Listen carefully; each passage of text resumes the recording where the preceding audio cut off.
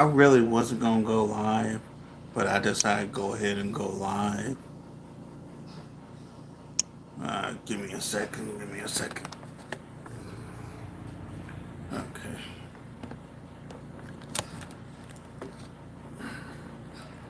I had to get that right. There we go. Um, yeah. What up? What up? What up, y'all? Um, I got a few things I want to share with y'all. Um, I want to start with this here from Dee Dee. With that being said, welcome, welcome. Let's get it.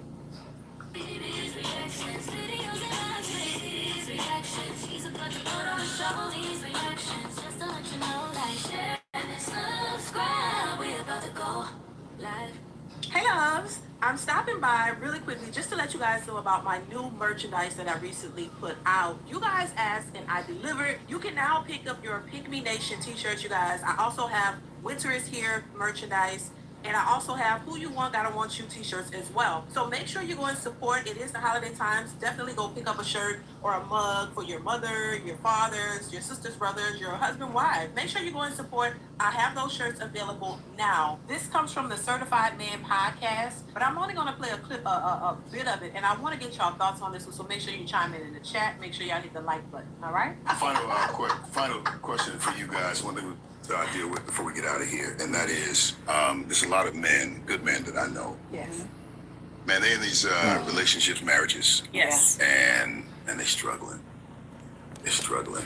What do you mean by struggling? Struggling in Okay, the that's sense right. of, we have been taught as men to be the saint, the good guy. Yeah, Not sort of the basically. nice guy. Most of us kind of move past being the nice guy. Yeah. But the good guy. We say the right things and focus on the right things. We don't do too much water in the savage, but we got both. Yeah. We got the saint and we got the savage. And a lot of these guys have extinguished their savage because they don't see how in this world that they created, Yeah. that there's a space. And I'm going to talk about that. I'm going to dig into it. But I don't understand this part about. Explain the savage. Come back. What does that look like? So the savage is the person who, at your rawest form, how you really feel, how you genuinely think, how you genuinely move. If all things were considered or not considered, this is how I would move.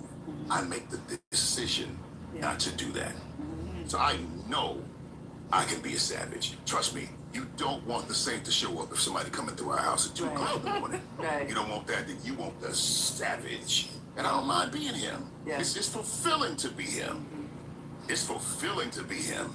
But as I know, as I continue to grow and become, I know I gotta do a good job with both, and I'll talk about that. Yeah. But a lot of these guys, man, they're really struggling because they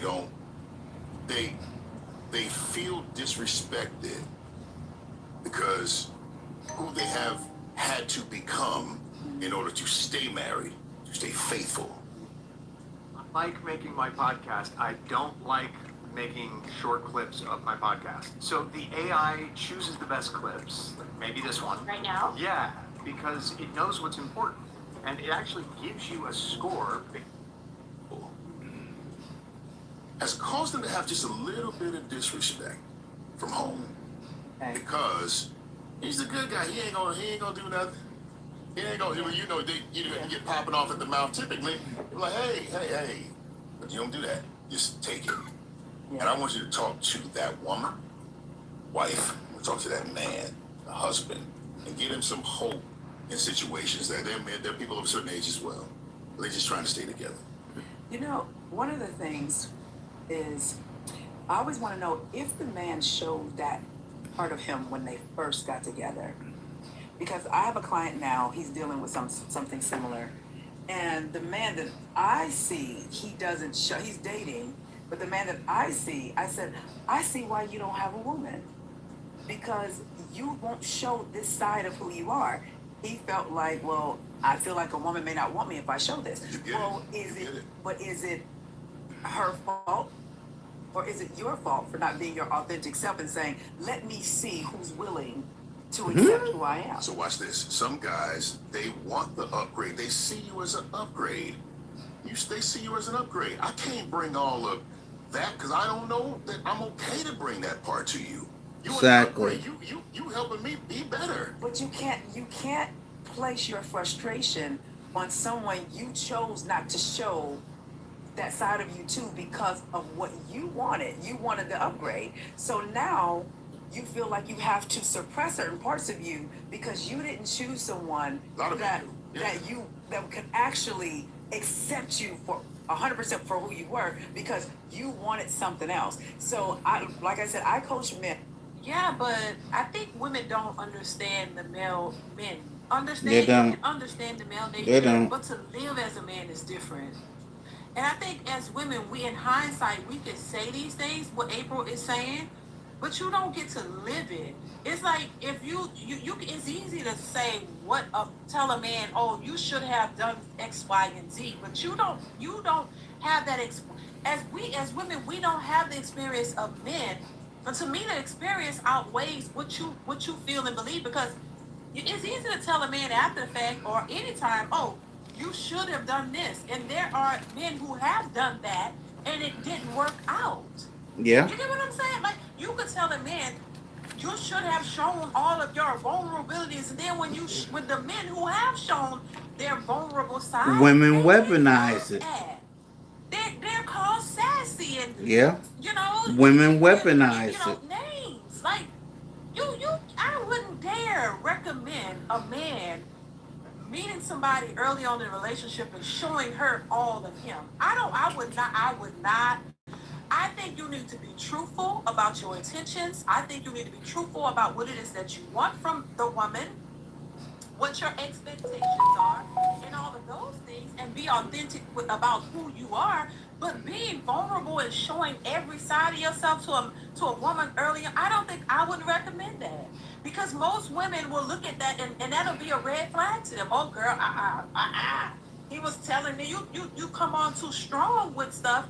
These women will walk away and they will talk about you. Yeah. So I think it's easy for us to tell a man what he should and should do, but we don't live as a man. That's like telling a woman what she should do, how she should act and behave. Sometimes it's easier for the other side to say it because you don't have to live as a woman. You don't know the difficulties that women face. Just like I don't think we really understand how difficult it can be for men out here dating women, dating us, because women are very critical and hypocritical.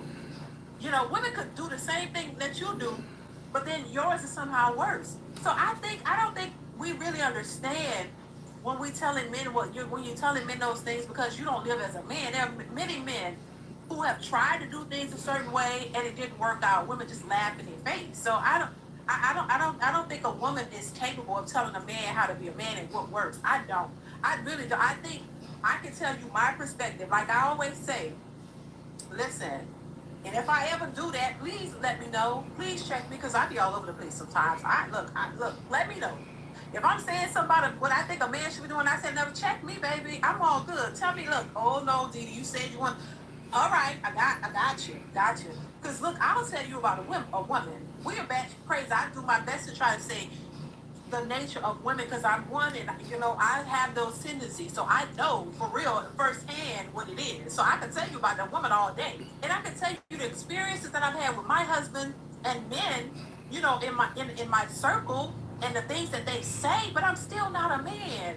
So I can't tell, oh, you should do this, you should do X, Y, Z, then it don't work out. Then what you gonna tell them? Oh, well, you should have did this. Like, nah, I don't believe that. But let's continue.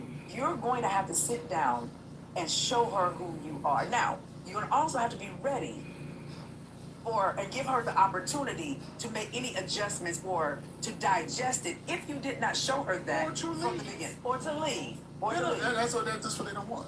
And so then can you be really upset and feel a certain way when you have it in your mind, you've made your own decision of, I feel like I can't show her this when you never tried it in the first place because you were this sounds like afraid. victim shaming. No. I beat you because I love you. No, you didn't. You never showed it.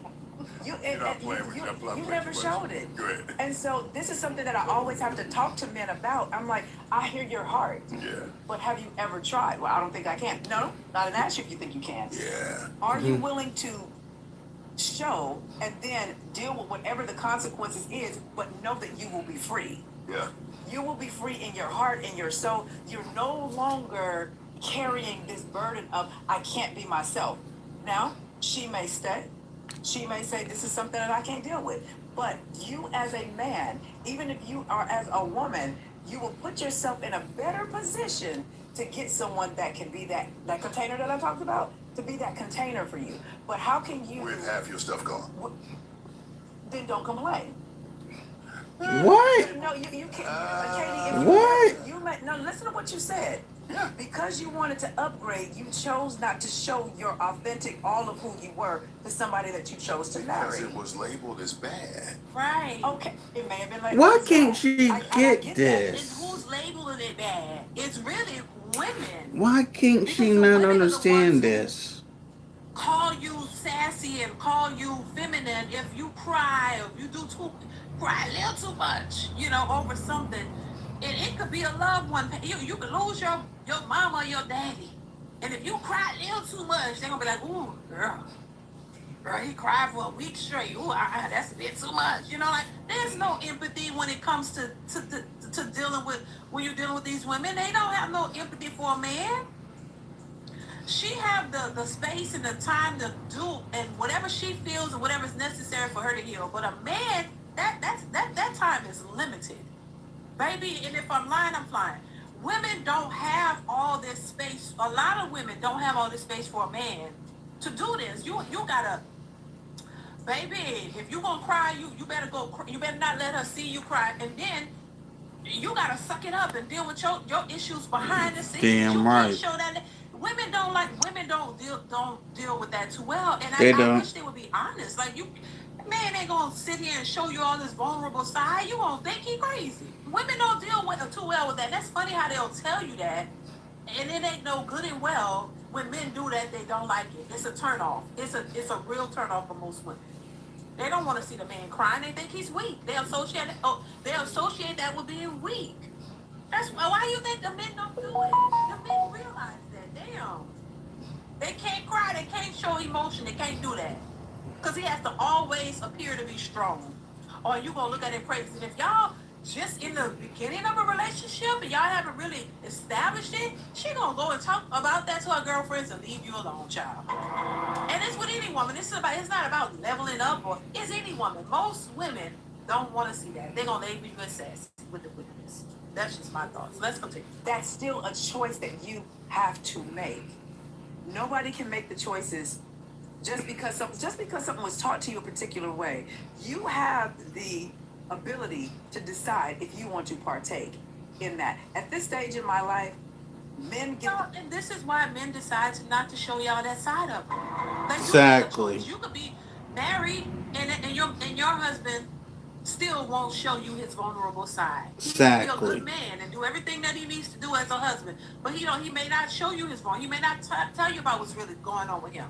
He might go talk to, and that's where, because these men don't feel comfortable.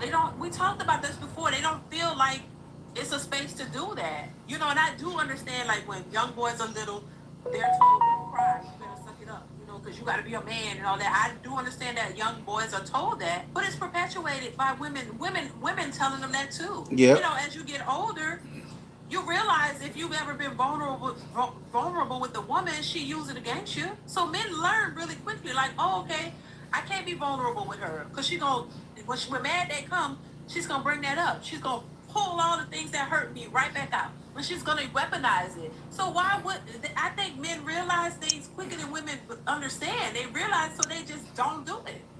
So I think. Oh, what up, the best Wolfpack? thing. What Look, up, don't do Cree? it. If you know, Hey, if y'all. it harmed you the first time, men understand quickly that I'm not gonna do that ever again, and that's why they do that way. Let's continue.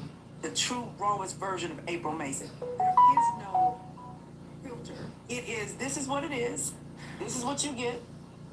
The scientists and engineers that support the next mission to Mars could be in this class. in my mind, I'm healed, but I know good love triggers you too. So you're going to do things that trigger me and make me feel a particular way, but I'm choosing to stay here. I could choose to leave.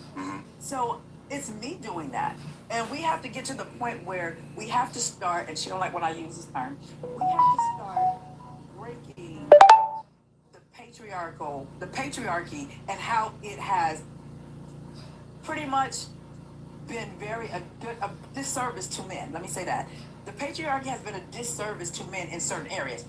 How? You How? were taught to suppress your emotions. You guys were taught that you were only to protect and provide. So now you are a walking human being with feelings, but because the men established that came before you about what your role is, you can't even show up as your authentic self to a woman before you choose her to be a wife. So you were willing to put on the representative and the mask and suppress yourself. So now you might be overindulging in porn.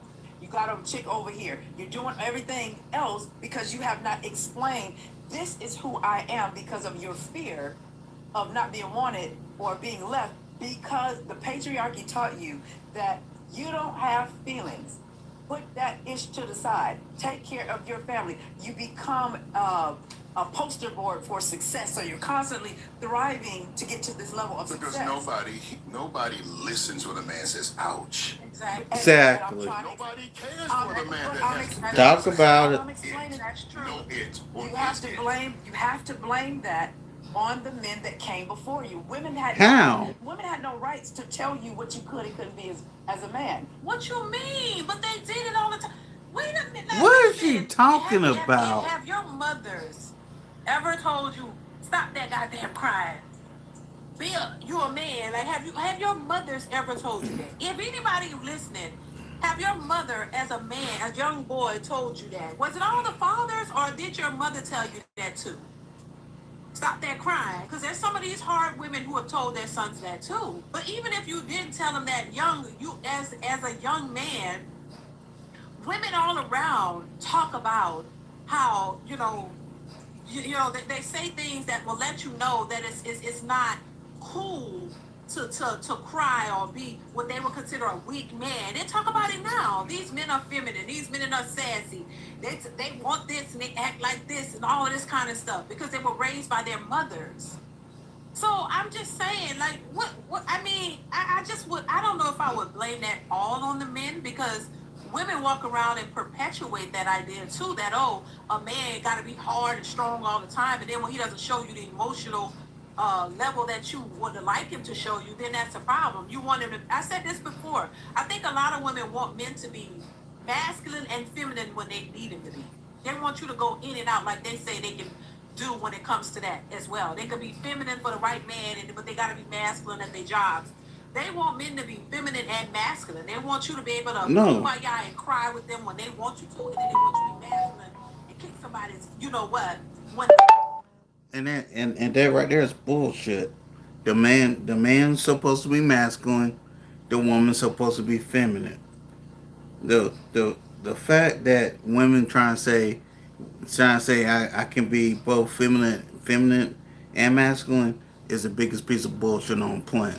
I don't care what nobody say. That's bullshit.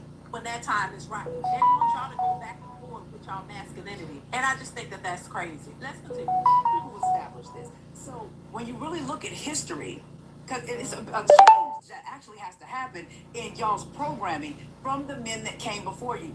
Women had to depend on you guys. Y'all men made the rules and we had to adjust because we needed what? We needed provision and protection. So women are not the ones that told you that you have to be X, Y, and Z. It was the men that came before you. And I'm glad seeing so many men starting to break down this, how we got to where we are. Yeah. And they're starting to break that down because it was not us. We just upheld it because who was making rules?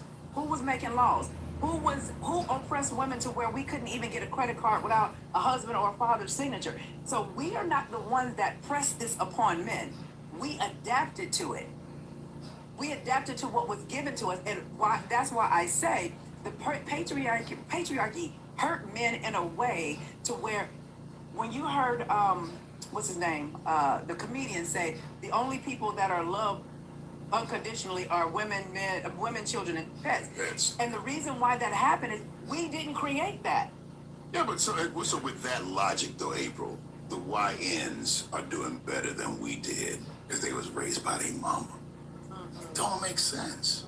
You I don't. understand You the don't logic make of what you're sense. saying because if you compartmentalize, then there was some really great, successful, motivated, driven men who were just not emotionally.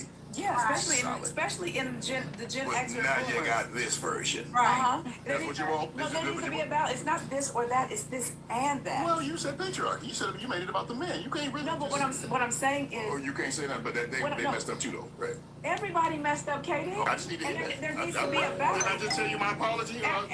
Everybody's messed up, but what I ain't got no prayer in church. but what I don't like is that we as women, we follow the system that was created for. If you think about it. Oh, April, No, come no, on. no, no, no, hold on, Oh, no. Lord. No, let me explain this. Y'all want us to see you beyond what you lead with. Now, hear me out. You can't lead with cheese and not expect to get rats. Men lead with provision and protection and what I can do for you, but I want you to see me as a man and as a human. Or when are you going to show me that? You just said we can't show that. But now you want me as a woman I didn't say to that. see you beyond. You just bastardized what the his whole savagery argument. that's all showing it. You want me to see you as this individual that you don't come to the table showing. But then you say, these women are gold diggers. Have you shown her your intrinsic value or have you only shown her your extrinsic value and what you can do? No. So now, I'm not saying that women don't have a part to play, but where I hold men accountable is you cannot say that this is not available to you because you're still choosing to operate in the old way of doing things instead of sitting down with your wife and saying, listen, all right, I know we've been married 10, 15 years, and there's a part of me that I should have shown you or told you about when we first got married. Yeah.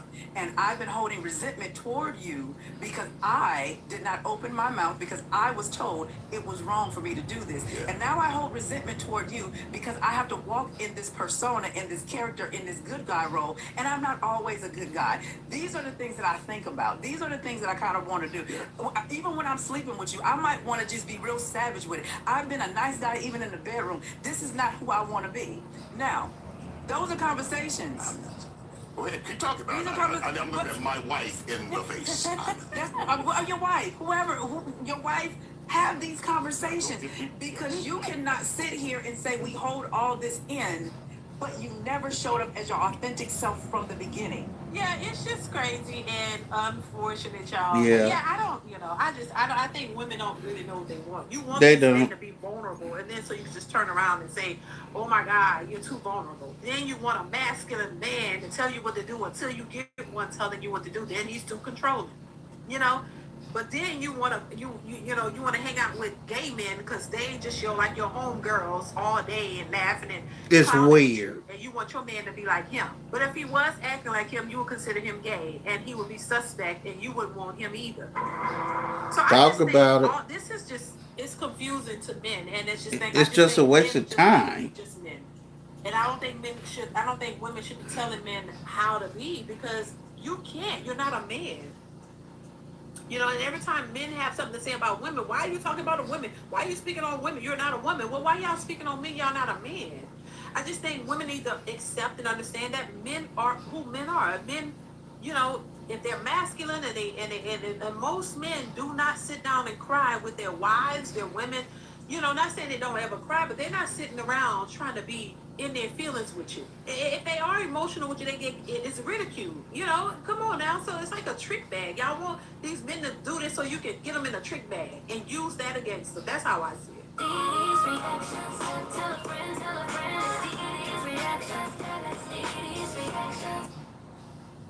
Okay, those Dee Dee. And I got one here from Danica Marie. Men are happy being by themselves. They're thriving. It's a lot of great person benefits to being single. And this whole male loneliness epidemic is a falsehood. It is something that y'all are just saying for clicks and views and to make yourselves feel better. But no, men are single and we doing just fine. Let's run it. y'all need to go ahead and cut it out with this whole male loneliness epidemic bullshit. It's not real. It's fake. And it's fake. I have single friends. They happy as hell. They're living their best life. From the conversations that I've had with them, I've been out the game almost almost 7 years. Damn. Anyway, from what they have told me, they have never been able to save so much money while also getting Talk about it. effortless. It's literally effortless to them. And I got to pause this for a second. Man, the quickest way to go broke is to deal with a woman. I know it sounds nasty, but the quickest way to go broke is to deal with a woman. Hey, 18. One of my buddies, he works in an oil rig. He's gone for a month and then back for 2 weeks, gone for a month back. That's just his whole schedule throughout the years. Bro told me it's amazing because he's single, he's saving money. When he gets home for those 2 weeks, it requires him nothing to get some box. Like literally nothing. Maybe dinner and a movie. No commitment whatsoever at all. And I frown upon him living that way. He knows it. He ain't gonna get mad at me for posting this. I always tell him, bro, settle down. But at the same time, there's no real need for him to settle down. He's gone. He don't gotta worry about his girl cheating on him. He ain't gotta worry about starting no family and him not being home for a month. He ain't gotta worry about not getting no box. He said these girls are just giving it up. And they feel as though it's empowering. Like they're giving it up. He said sometimes he be on some romantic shit, and then they be like, hey, you wanna come to my house? Then it's up. It's up. These ain't like some little hood rats off the street. He showed me the IGs and their family. Like these women are like women with great jobs, great families, well groomed, look like they smell nice. They don't look dusty, is what I'm saying. The male loneliness epidemic is fake. It's not real. Wait a minute. Now I'm gonna be real with y'all. I only listened to this clip one time all the way through, and I was barely paying attention. All I heard was, I got single friends and they happy, and I was just like, you know what, we gotta talk about it. But did y'all hear the entirety of what he said? Y'all get the lifestyle. He said that not only are his single friends thriving, but they are able to get a lot of cat while being bachelors. Now, ladies, I thought that y'all were putting up the peach, saving the kitty cat for marriage, for your man. Like, what? He said that not only They damn lying. able to live the single life while still getting all the great perks and benefits of being in a committed relationship, but these women are also Thank you, 18. females. And see, that is why I call out women in. Let me read what you just said, 18. Where's the lie, Danny Omega? Stop trying to oppress females and just be yourself. If I promise, damn it, where it go? Just be yourself. I promise if she's not for you, she will be gone. Actual factual. General. Oftentimes, I get criticized for calling out the dusty females. Like, why are you boxing all women in with all the dusty females? Well, because even the quote-unquote good quality women or the women that present themselves well, even they partake in very dusty ass behavior. They do. They are the ones getting cracked the most. And yeah, she's the one that went to college. She's the one that's prim and proper. She's the one that keeps herself up. She's the one that has all of the education and degrees and certifications. Like, those are a part of the problem too. So it's a universal thing when it comes to women doing very, let's say, for the streets type of lifestyles and behaviors. And do y'all really think that these men are going to be incentivized to settle down if they can have the best of all worlds? Y'all are giving these men all of you while not having to be exclusive with you. And for a man, I bet that they are enjoying that.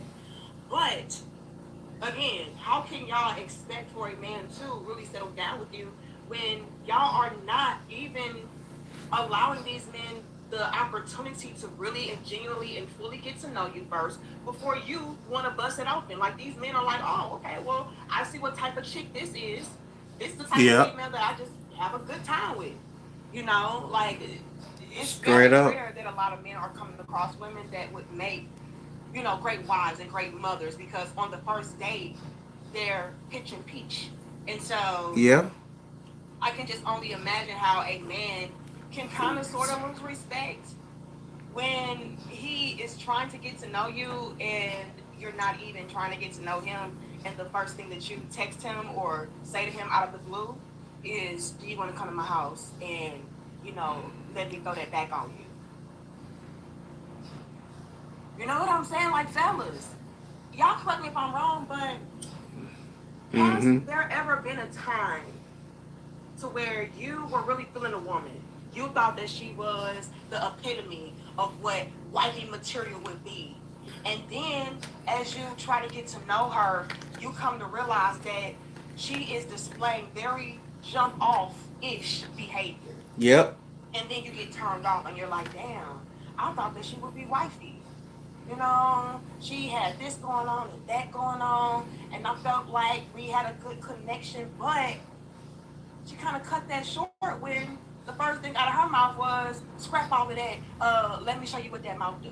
Now, I'm not saying that y'all didn't turn it down, or, you know, you didn't accept it, you know, maybe you did, but, you know, let me know, have y'all ever had that type of experience to where you really thought that this relationship could blossom and evolve into something serious, but then she showed you that she was not somebody that you should take serious? Or is that not a thing? Let me know. Is that not a thing to where it's like, oh yeah, she's a jump off, don't want her, I'll just use her for recreational purposes only, and go about my life? Or is it like, no, because she did do that, I thought that she was wifey material even more? Let me know, okay? But in my female brain, in my womanly brain, I would think that a man would possibly get turned off when he had high hope for a relationship or for a woman, and then he's disappointed by seeing that she's nothing more than a 304. I Yep. don't know. I'm not a man. Y'all gotta tell me, okay? Do hoes turn you on? Well, I don't know. But yeah, Nope. I found it to be very, very interesting of a conversation because there are often times to where we're constantly seeing women complain about how men just want to hit and men don't want to be settled down and want to be, you know, in a serious relationship. But then, from what he's saying, ladies, y'all are not giving that y'all want to be taken seriously. You know, when a guy is trying to get to know you, you trying to ride it. Like, what? Like, damn, girl, like, can I talk first? Can I have a conversation first? Like, y'all are the ones who are initiating the, how can I say, reaches for the peaches. The men are trying to sit down and talk, get to know you, establish something. Y'all are trying to sit down and gawk. Okay? I'm going to tell you why women are doing that. Even though women want to say that men do not know how to have a conversation, in my experience, more and more women do not know what it is to have a conversation. They don't. And the reason that women nowadays don't know what it is to have a conversation is because transactional dating not only has taken over women's internet, it has basically disrupted their minds. So basically, women, not modern women, they're not even looking for a connection. Only thing they're looking for is how much bread you got, and that's it. Let's get back into this.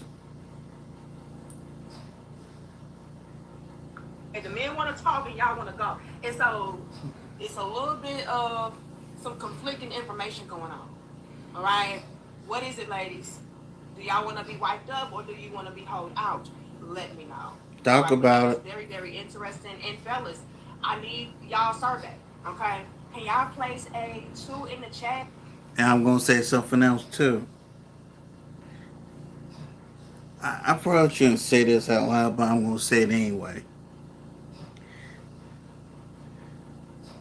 Twitter and IG is nothing more than a digital equivalent of the blade.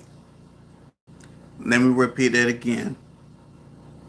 IG and Twitter is nothing more than a digital equivalent of the blade.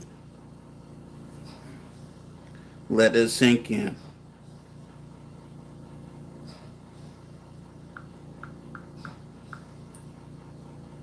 Two in the chat, if you two are seeing that a lot of guys are having this experience while being single, put a two if that's even you.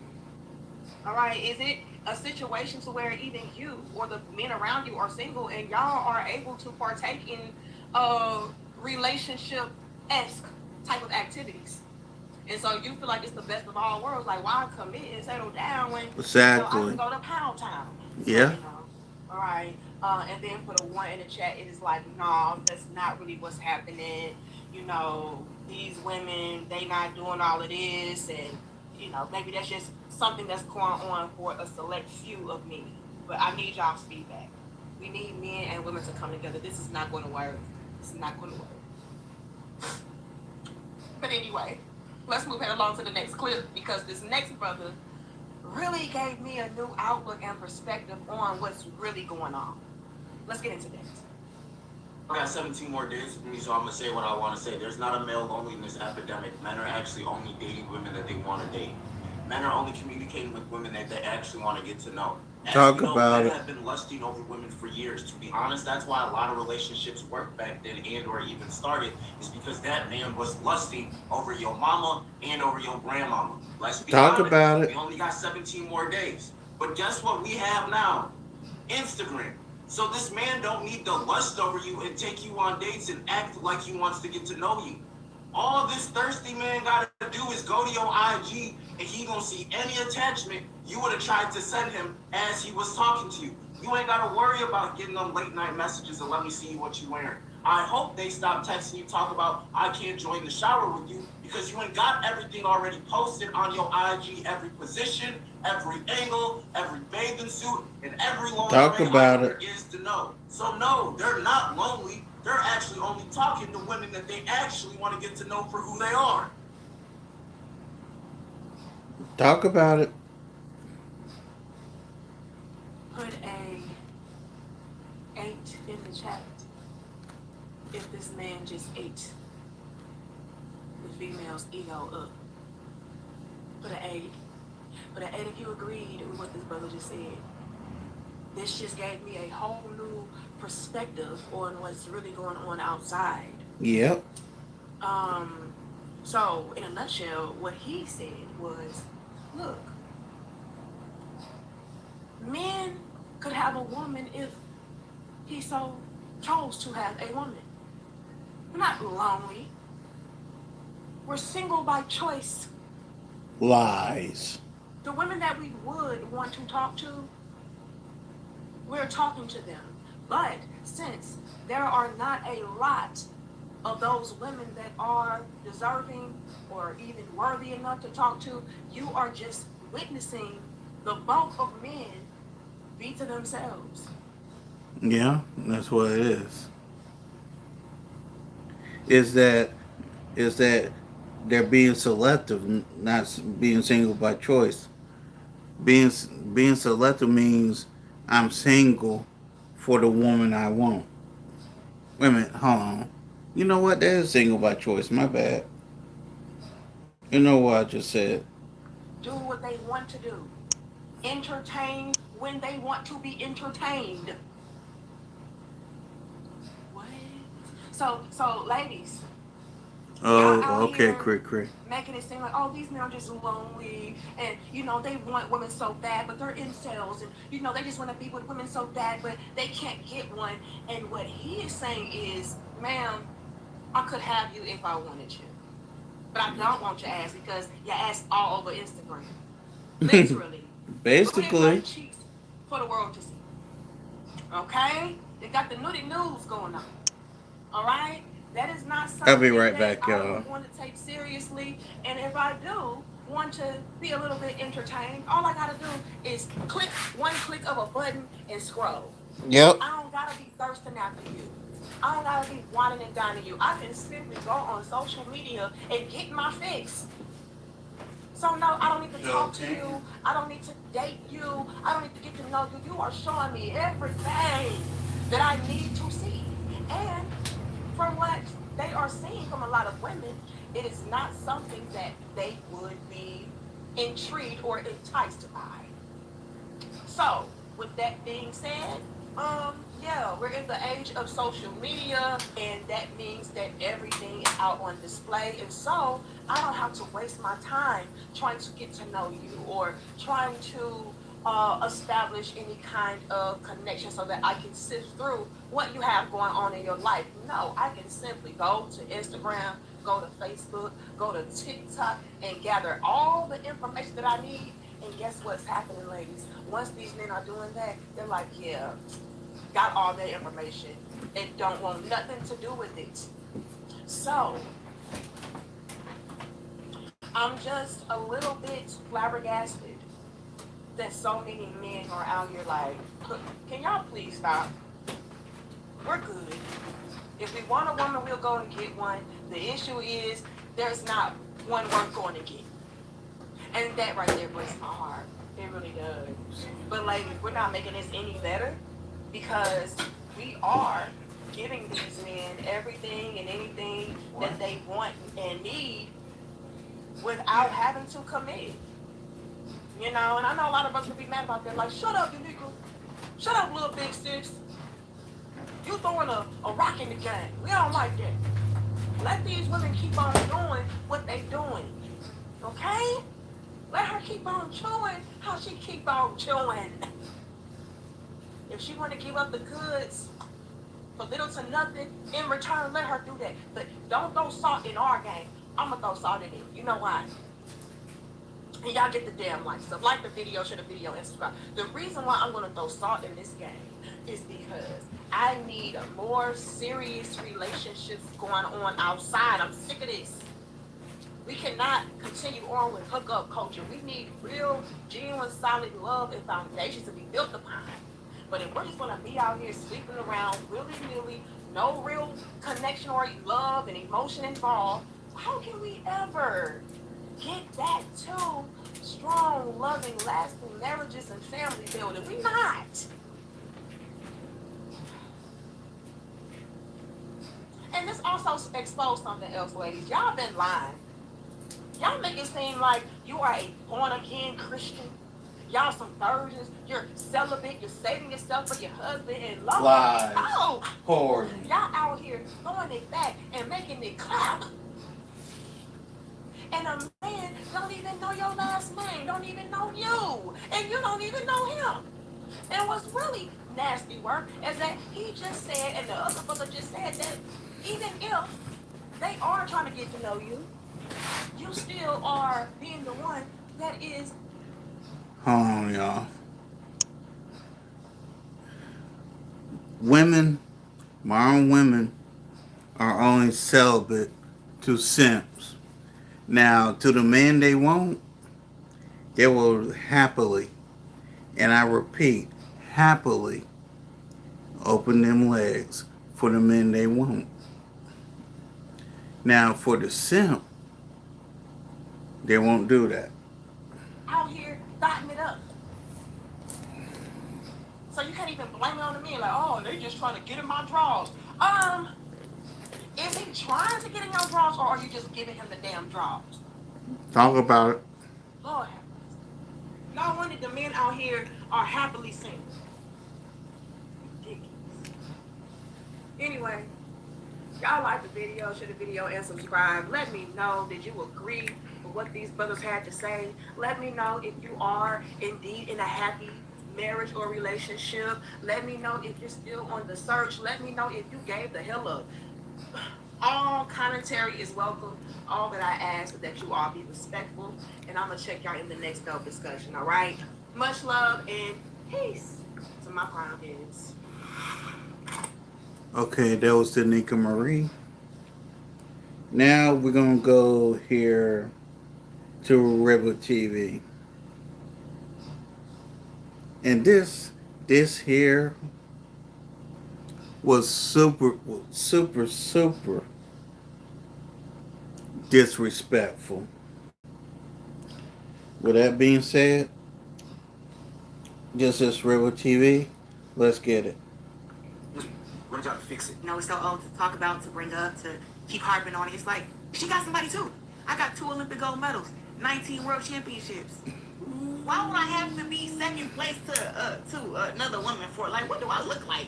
River TV. What's up, guys? It's your girl Riva, and I'm back again with another video. Now, here we are with Papoose and Claressa Shields, and you know, a lot of drama commenced with them in the beginning of their relationship. As we can remember, Remy Ma came to social media. I told Papoose. I told them. Why don't you tell this? Why don't you tell your current come up? 'Cause that's what it is. Tell your current come up. Don't say nothing about me. Maybe not even say nothing about you until shit is what it is. Every time your current come up says my name or does something that I feel is trying to attack me in any type of way, I'ma drag you.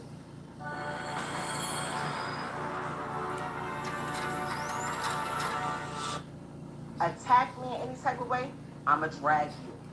Which then in turn caused, you know, Claressa and Papoose to eventually speak out.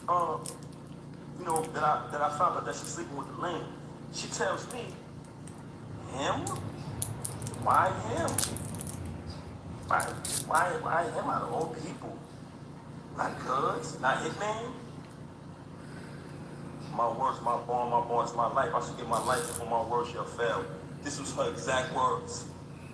Him? Why would I deal with him? I said, Rim, I know you're dealing with the lane. I know that Remy was already out here having her little boy toy or whatever. Right? He didn't came out and just said it. It's not a thing of me having the issue with her. My only issue is why you leaked my number. It was just a mess, basically, from both sides. And from the looks of it, it seems like during their Breakfast Club interview, I believe it was actually an interview for Papoose, and Claressa Shields basically came along with him. But one thing that came out of that, you said you wrote 90% of Remy's rap. No comment, man. You know what I'm saying? I wish her the best, and that's what I'm saying. You know what I'm saying? Like I said earlier, I never wanted to be a part of that, but sometimes your hand is full. It's got an amazing best friend in my life right now, and we happy. Can you pull up a chair for During the interview, of course, you know, being that it's the first time that he ever made it up there, they ended up talking about all of the public drama that we all saw, and things kind of took a turn. So I'm going to go ahead and press play, pause play, and give you guys my thoughts, my feelings, and my opinion on this entire situation. I think for most people, like, what happened? Like, I mean, like I said, y'all was there every step of the way. Y'all was there when I was riding up there to the prison. Y'all seen me fighting court officers getting thrown out of the courtroom. It was in the newspapers. Of course, Lauren asked the question that a lot of people who were fans of Papoose and Remy Ma asked. And, you know, that was what happened. And, of course, he reiterated all of the things of, you know, what he went through in basically holding down Remy Ma. Something that he even talked about, you know, frequently on other separate interviews. July 2007, the rapper known as Remy Ma has been arrested for attempted. 26-year-old Remy Smith is accused of another woman. The verdict was read on March 7th, 2008. Remy was found guilty. We were all shocked. Like, you're really giving her 8 years? I was visiting her every day. Around the time when that happened with Rim was around the same time everything happened with my label. So I was in a space where I really needed to rebuild, start all over and focus. But at that point, I was like, this is more important. I need to focus on my wife. So everything just got worse for me. Now, you know, this is the persona that we've all known from Papoose. And again, this is why people were so, you know, kind of taken aback when the relationship ended. Because they're like, you know, if they can go through all of these other things, how could they just not work the relationship itself out? You know what I'm saying? Y'all seen everything. How can I come to y'all and say something didn't happen? Y'all got to stop, man. I just wanted y'all to fix it. 'Cause I've known y'all so long, and not fix the relationship, just the friendship, the parenting, just fix that part. That was the. And to be honest, GJ Envy, you're the last person to be talking on relationships with the number of times you done stepped out on your wife.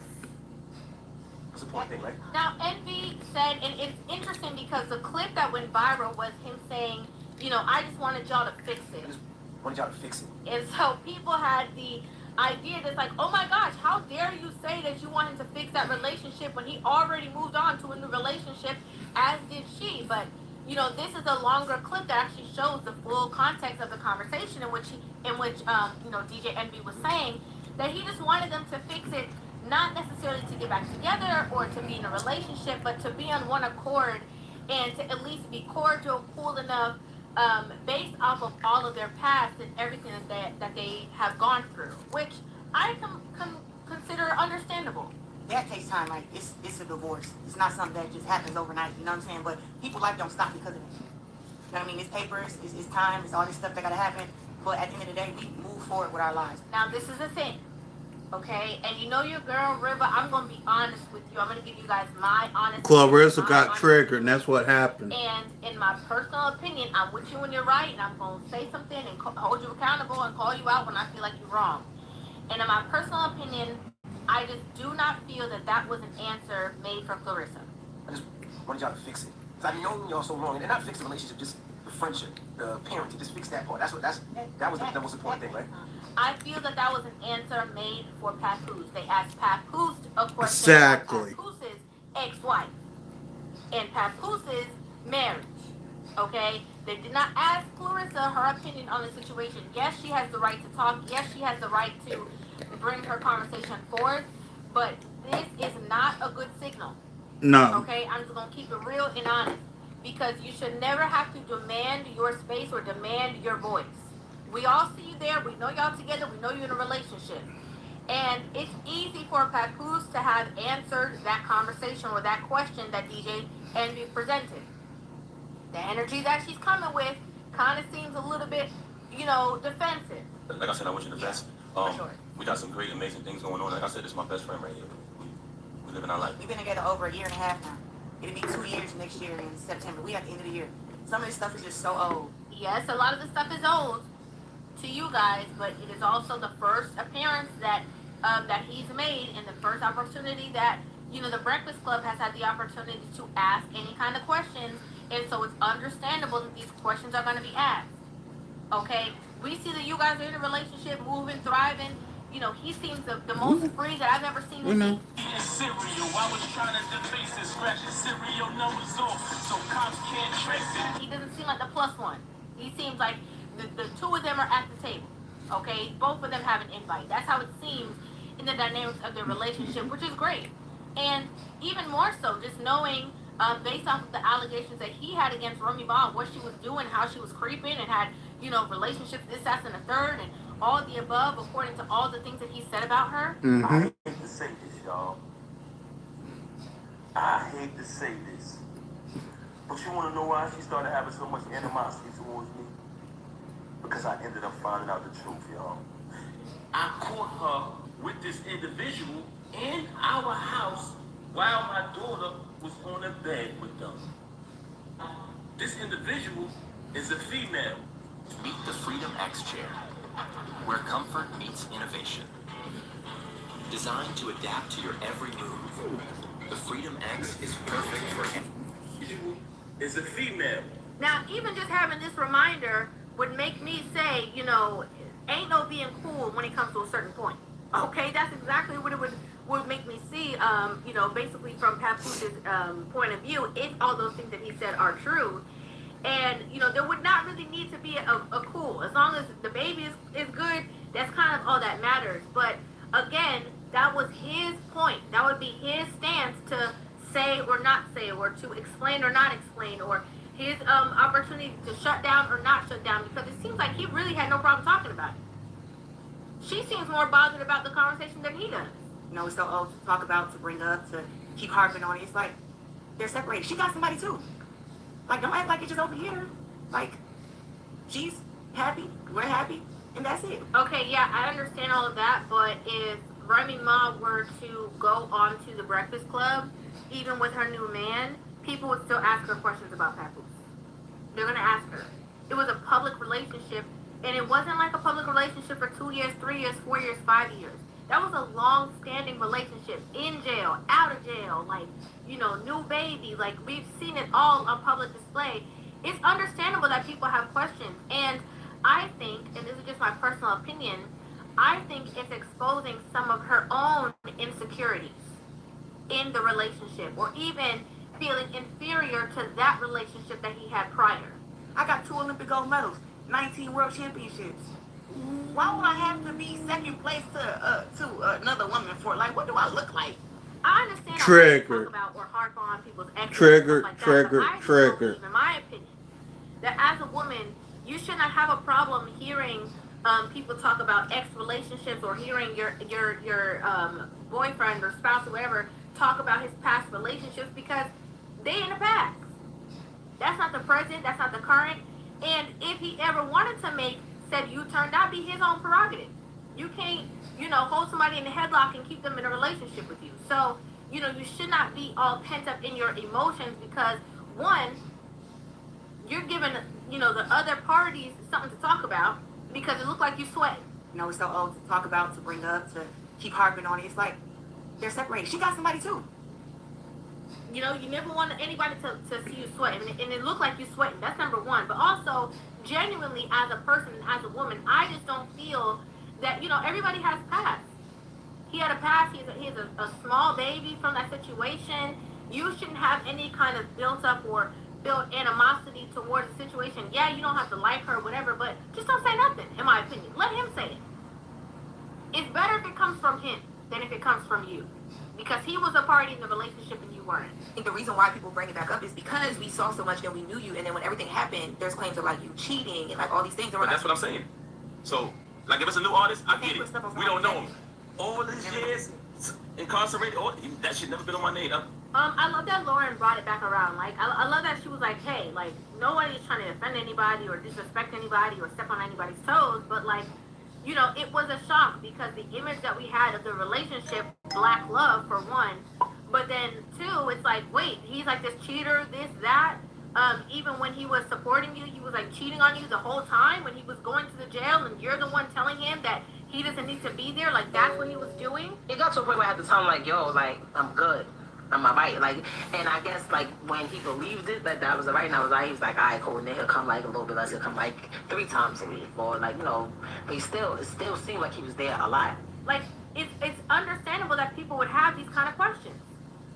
And so, you know, what Papoose is saying, he's like, you know, I don't think anybody should have been asking me nothing. I don't think anybody should have been questioning anything, because after I did all that I did and stayed there and supported and all of the above and was tending to her kids when she was in jail and all that, like, nobody should have had any qualms of me stepping away and getting into a new relationship. And I completely understand his point of view, and I agree with him. I'm gonna tell you something. That is a good point that Pat made, because all the years she was incarcerated, we never heard Pat. All of a sudden, out in the street, all of a sudden, boom, out of nowhere. And like I said, as you can see, it really feels like Papoose really wanted to talk about it. Like, he had no problem talking about it. I think he wanted to also clear his stance on the situation and bring clarity, or more clarity, that he wasn't able to give on social media. And so I don't think he had a problem having the conversation. And again, just to pick thing, but that's the thing though, River. Papoose didn't have an issue talking about it, but Clarissa does. And that's the issue. Back off of what Papoose is saying, I really do agree with that. Okay? I don't care what was going on. I don't care how the end of the relationship occurred. Based off of his allegations and her allegations, she moved on. She had been moved on, been intimate with somebody else, been had a boyfriend, been found out. So anything he does beyond that situation, you don't mean have a damn nothing to say. thing. You shouldn't have come to the internet trying to expose nobody. Like, none of that should have even been a conversation. It's obviously rooted in some kind of bitterness. Yeah. Every time your current come up says my name or does something that I feel is trying to attack me in any type of way, I'ma drag you.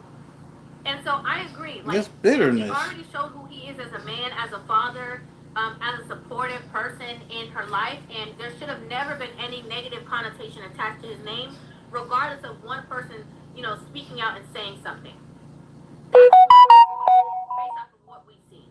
Like, come on, So that didn't happen because she said she had like got into it with somebody over some allegations. And Like I said, man, I wish her the best, man. Me speaking about that, it goes into like a whole, and I ain't here to do that. You know? One thing that I hope that Clarissa Shields understands is that, you know, nobody is, there might be some people who are championing for the two of them to get back together, but people who have seen the details, people who have seen the stuff that he put out in the forefront and stuff like that, like, people see that Pap is actually, like, in a space of freedom. People see that. People see that he's his own man, doing his own thing, making his own moves. People see that entire situation. Like, everybody is completely aware of that. And again, and even if people did feel differently, like, you should just worry about your relationship with him, your time with him, your experience with him, and not trying to control conversations or try to make people see so bad. Like, we're so happy we moved on and he's with me now, he's mine. Like, everybody gets it. Everybody gets that. Nobody is taking anything away from that. I'd like to know you guys' thoughts and your opinions on this entire situation. Do you feel like she was justified in, like, stating her claim and kind of, like, shutting it down and being irritated about the conversation? Do you agree that, like, you know, it should have been Papoose to answer those questions and shut it down if need be? You know, I just personally feel, in my opinion, that... Okay, that was River TV. I have something here from Central Fi. I think it's Central Fi or Central Fi. I'm not sure which one, but anyways, here we go. This clip is entitled "Fake Pro-Blacks Love the Democrats," featuring Missy Michonne. Let's get it. We about to piss some people off, and the reason why is because they pissed us off, okay? I am so sick of posting a video about blackness, about black people, or different things that we are struggling with, or different things that we need to work on. And I get the so-called pro-blacks, and they filter in, and they just have some of the dumbest takes I've ever heard in my life. Yeah. And then they have the nerve to call me a COON. I'm like, do you not realize the things that you're saying? That sounds exactly like what a Nick Fuentes is saying. Y'all making the same argument, you just took the scenic route. I know nothing like you're trying to tell me that these same people that are so educated, that know so much, that don't want to be called names, that don't want to be told what to do, is turn around, call to my names and tell them what to do. The hypocrisy. You know we got a word of the day. Is that on the list, y'all? Hypocrisy. That need to be the word of the month because it is just so rampant everywhere. Like, that should be a reoccurring word because folks just can't get a clue. Okay, they just can't get a clue about the hypocrisy and you know, even when you point it out to them bar for bar, you show them how what you're saying aligns perfectly with the same white supremacists that y'all mad at. It aligns perfectly, and they just still, they don't see it. They don't want to see it. So we're gonna get all the way into that because it's been a mess and it just keeps getting worse. You know, you would think with more programming, more information, things would get better, but unfortunately, No. you know, people are stuck in their echo chambers, and when they hear something that is slightly different from what they're used to, they just instantly, you know, either they take what you're saying completely out of context, or they start adding bells and whistles that weren't even there. Like, I never said what you attacked me for something I didn't even say. Well, isn't it interesting that the strangers who, there's another content creator named Take Heed to the Message. And when she's streaming, she gets all that too. And she says, you know, I don't want to get you in trouble. She says, scroll the F up. And I've adopted that. Because it's like, you know you don't have to be here if you don't want to. All views matter. All views do matter. But you know you don't have to be here. Because like, I'll be like, I don't be trying to change y'all's mind. I don't know why you think you're going to be trying to, me, changing my mind with some foolishness? And y'all put this mess out here. So I'm confused as what you mad at me for. I didn't dig this up. I didn't, you know, make this up. Whoever did this mess and put it out here. So maybe you should go to them and leave me the F alone. Exactly. It's like you're upset at us talking about the foolishness, but you're not upset about the foolishness itself. Exactly. They're like, why are you feeding into racial stereotypes? I'm like, why is she living like a stereotype and then putting it online? Exactly. You mad because people are shining a light on something be mad that there is something to shine a light on. Exactly. You know, we don't have a right to say anything. It's only them. Yeah, and what's crazy is that they'll go through all kinds of hoops and hurdles to, you know, justify why they're saying you shouldn't talk on an issue. Like in particular, with you being light skinned, or like, well, you shouldn't be talking about this because you're light skinned. I'm like, I'm black. Both my parents are black. Both my grandparents are black. Now, yes, obviously there's probably some multi-generational mixing at some point, but we blackity black over here. Like, so it's crazy that, you know, I put out a video and that's one of the first things they'll attack is the fact that I'm a lighter skin tone. What in the hell does that have to do with anything? You know what? That's a good question. That's so stupid. Yeah, this is okay, so I think stupid. About this the other day that you would get everyone when I was younger gets made fun of about everything. So I was too tall, too brown skinned, too talking white, too talking black. It's always something. So that's why it's like, all right, you got to get a thick skin about stuff. But colorism is our thing. So just because somebody is lighter color, what difference does it make? We got all these ranges, you know what I mean? So Contract in the space, you gotta check out Job University. The features that they have in their program make it fast. what difference does it make? We got all these ranges, you know what I mean?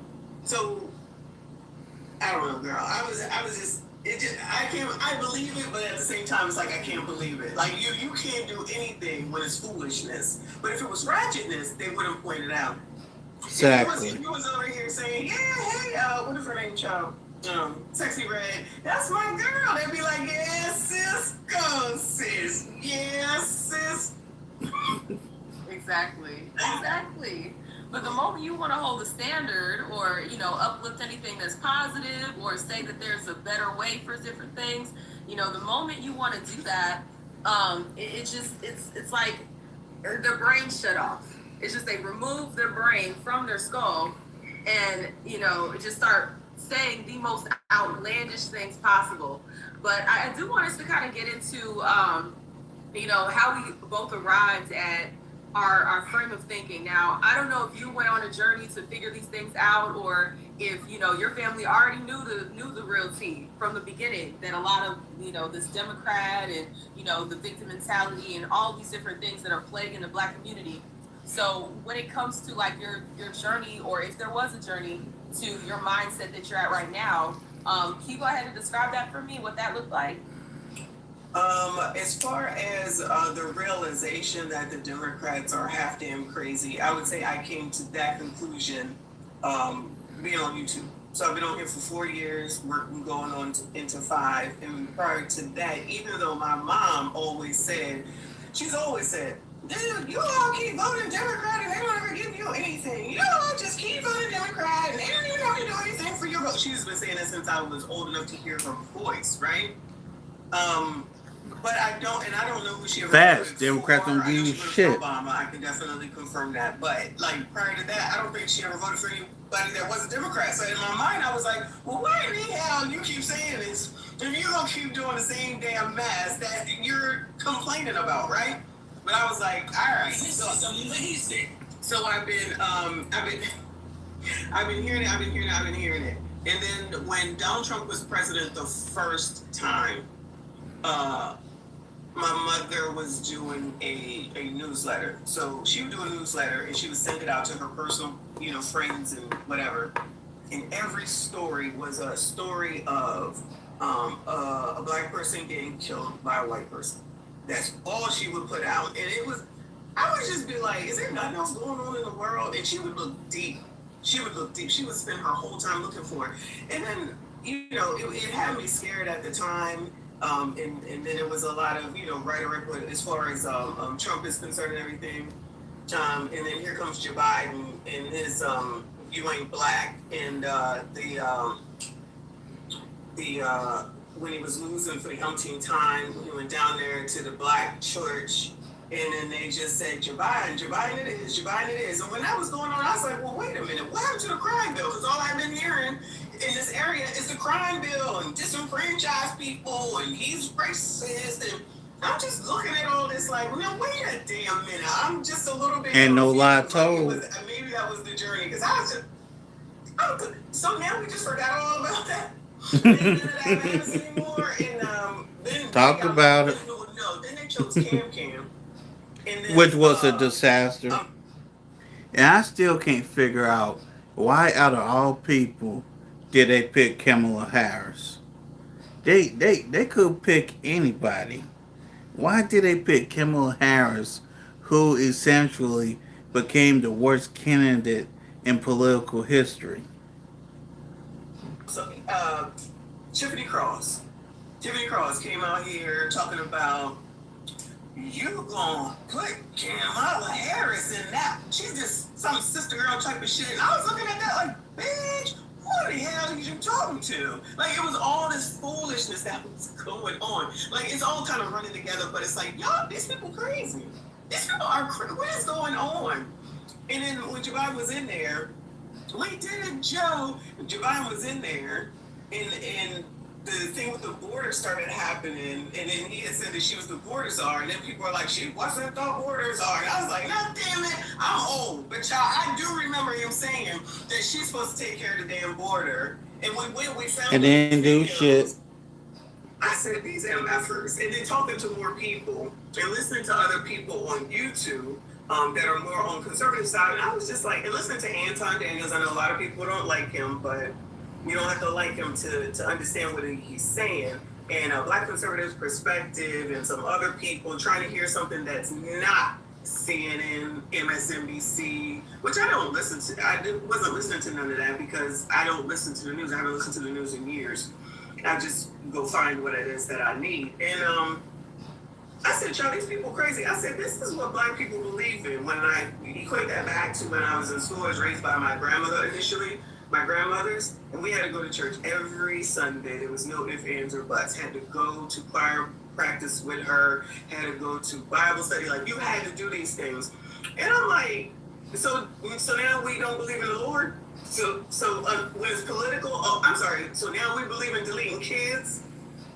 So now we believe in deleting kids, and that's just the way that it's supposed to be? I'm like, and then when they started with the ABCD stuff, which I can now see, which I wasn't paying attention to, is something. I don't mean to be so long with it, but it's a couple of cycles of these presidencies, and I'm just looking like, now wait a damn minute. And I said, I'm not trying to sit around here and just be going along with all this ABCD stuff, because again, I grew up where they meant plural. So I'm not running around here calling one person they can kiss my ass. What we're not going to do is try to change my education and my life to fit this bullshit. And that was a lot of what Talk about Joe it. Biden was doing. I said, I'm not doing this. I said, y'all crazy. Y'all are out of your damn minds. Y'all can have this shit. And I did not vote for Cam. And then to watch that, and then I'm done. And then to watch that daggone, she said, what I'm gonna do not help Black people. No. It was the freaking MFers talking about how they trying to force that woman to be Black. I said, why are y'all lying to us? Like, what are we doing right now? So you just gonna sit here and lie to us? There's so many things. And And the thing is, they knew Kamala Harris wasn't Black. Kamala Harris is an Indian. It's an Indian first off, and not only is she Indian, she one of them red dot in the head Indians. I'm not even necessarily a Republican. I'm not necessarily a Democrat. I am aware of people that got some damn sense, which I find as every day, there aren't any. It don't even matter. There aren't any. Oh, but we don't talk about them. Oh, we definitely gonna talk about them. But let me hold on. I'm sorry. Let me acknowledge Prince Revolver because he sent a super chat. Thank you, Boo. He said it's not just single. I will let you answer that. No. My man is literally right there. No. But very, very sweet of you. But look, I love listening to you talk, so don't ever feel like you're being long-winded. I can sit here all day and hear you tell. It's like you could read me the dictionary, and it would be the funniest thing I've heard all day. So. Noted. Thank you. But, listening to what you're saying, and absolutely, I agree with everything that you're saying. Especially around that time, like 2020 and all that election, was you had all these black folks out here putting on a cape for him. He gets so bold that he says, you know, just like you mentioned, you ain't black if you don't vote for me. And I'm like, this is the same vote that like half of y'all family members of. Talk about it. On some drug charges. Girl, every single time. Talk about it. Wait a damn minute. He's the creator of the crime bill. And then your favorite first black president, because you know they said the first black president was Bill Clinton. Yeah, so it's like, well, wait a minute, y'all. That's your first black president, and he signed the crime bill, and y'all got all Yeah, over Bill it. Clinton did. And I'm like, Negroes, sorry, black people. Do y'all see what's going on, and y'all still gonna just be like going through with all this and just ignore it? Like you didn't witness it, you can't hear it, you don't comprehend it, and you think.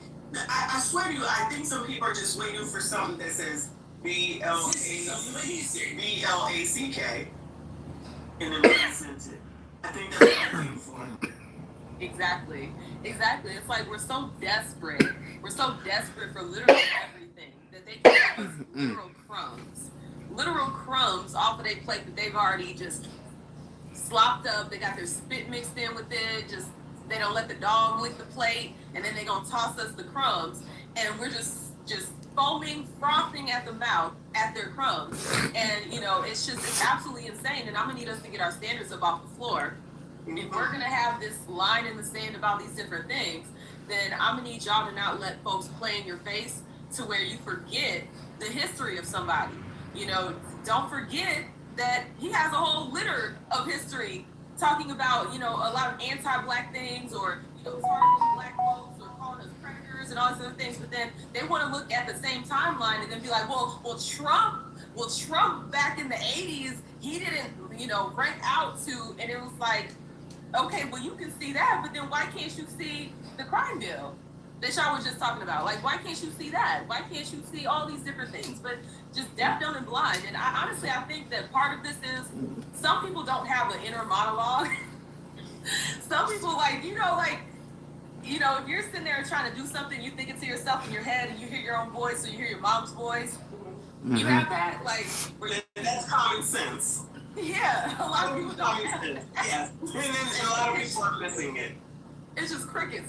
It's just crickets up there. That's why when someone tells them something, you know, if they're an approved source, they just go with it.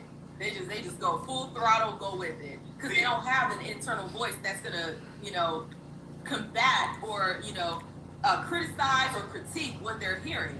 They're just gonna say, "Oh, trusted source," and then they adopt it on as their own because they don't got anybody up here to critically think for them. Every bite of the Philly cheesesteak, and I'm like, yeah, that's why I ordered my nose. From home updates to major repairs, Bauer, heavy duty guaranteed. Oh, it's insane. It's absolutely insane to me. That's the new thing, because whenever anybody says it, then it is. Or if TikTok says it, then it definitely is, because that is the source of everything right. And I'm like, so y'all, I'm just gonna forget the fact that the Asians, I'm gonna call them, even though I think it's Chinese people, tossed y'all this dumbass app while they got the smart ass app over here. So y'all just gonna forget about all that? Their people got the smart app. Y'all got the dumb app, and y'all going along with the dumb shit. All right. Another source of where we'll just get content from and have y'all out here looking crazy. Exactly, that's so true. You know, when TikTok popped off here in the United States, I was actually living in China at the time. I was living in China at the time, and yeah, their TikTok is way different. They prioritize, you know, educational, performance art. They will not allow you to post anything slightly ratchet on their end of TikTok. It's completely different. And I remember talking to one of my coworkers, and she pointed this out to me because I didn't download it because I was like, I don't want the CCP watching me, watching my moves. So I didn't download the app, but she was telling me, and she was showing me what they had on their TikTok, and I'm like, this is actually beneficial. This is healthy. But you know, people don't want to hear that. They cannot delay gratification to save their lives. So they can't. Gratifying them right in that moment, they won't think about the future. They won't think about the implications of it. It's just they don't care. Right now, let's just go full throttle into that.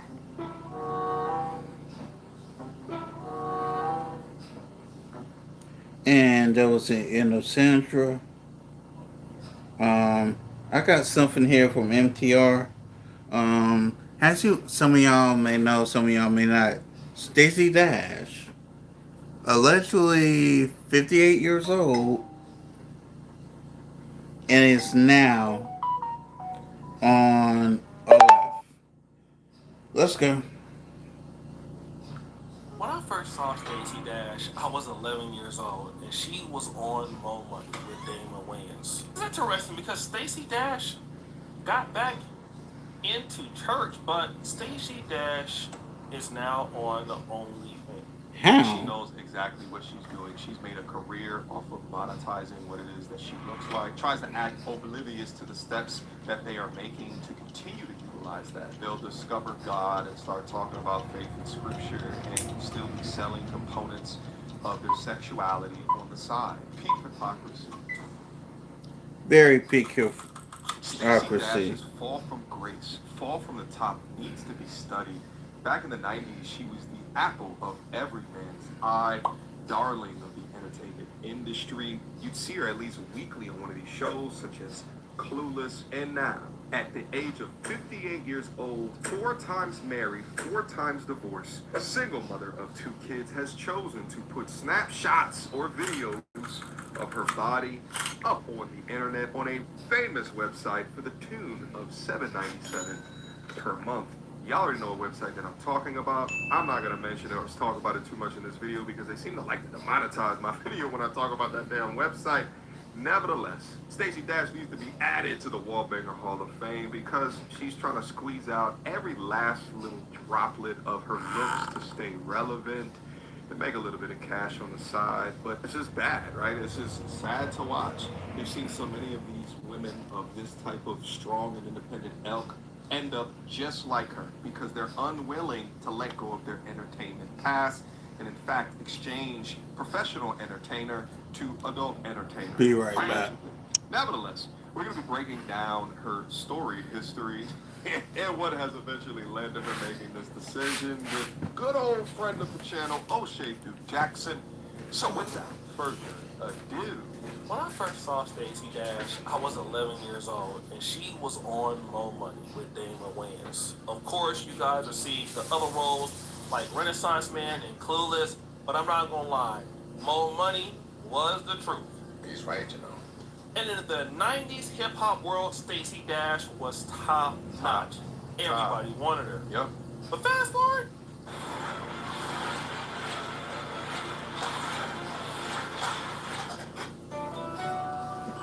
Nature Made, the #1 pharmacist recommended vitamin and supplement brand. Crazy as hell. as time went on, Stacey Dash changed. She married and divorced for a different white man, and then she started doing this. Do we want to have segregation or integration? If we don't want segregation, then we need to get rid of channels like BET and the BET Awards and the Image Awards, where you're only awarded if you're black. Just like there shouldn't be a Black History Month. You know, we're Americans, period. That's it.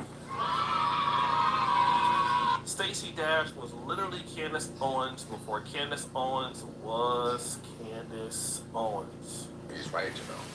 Then Stacey Dash kind of went into a really, really dark place. She got fired from Fox, I believe, in like 2016. She kind of fell off the face of the earth, not really doing any projects. She would then emerge on TikTok, and we started seeing stuff like this.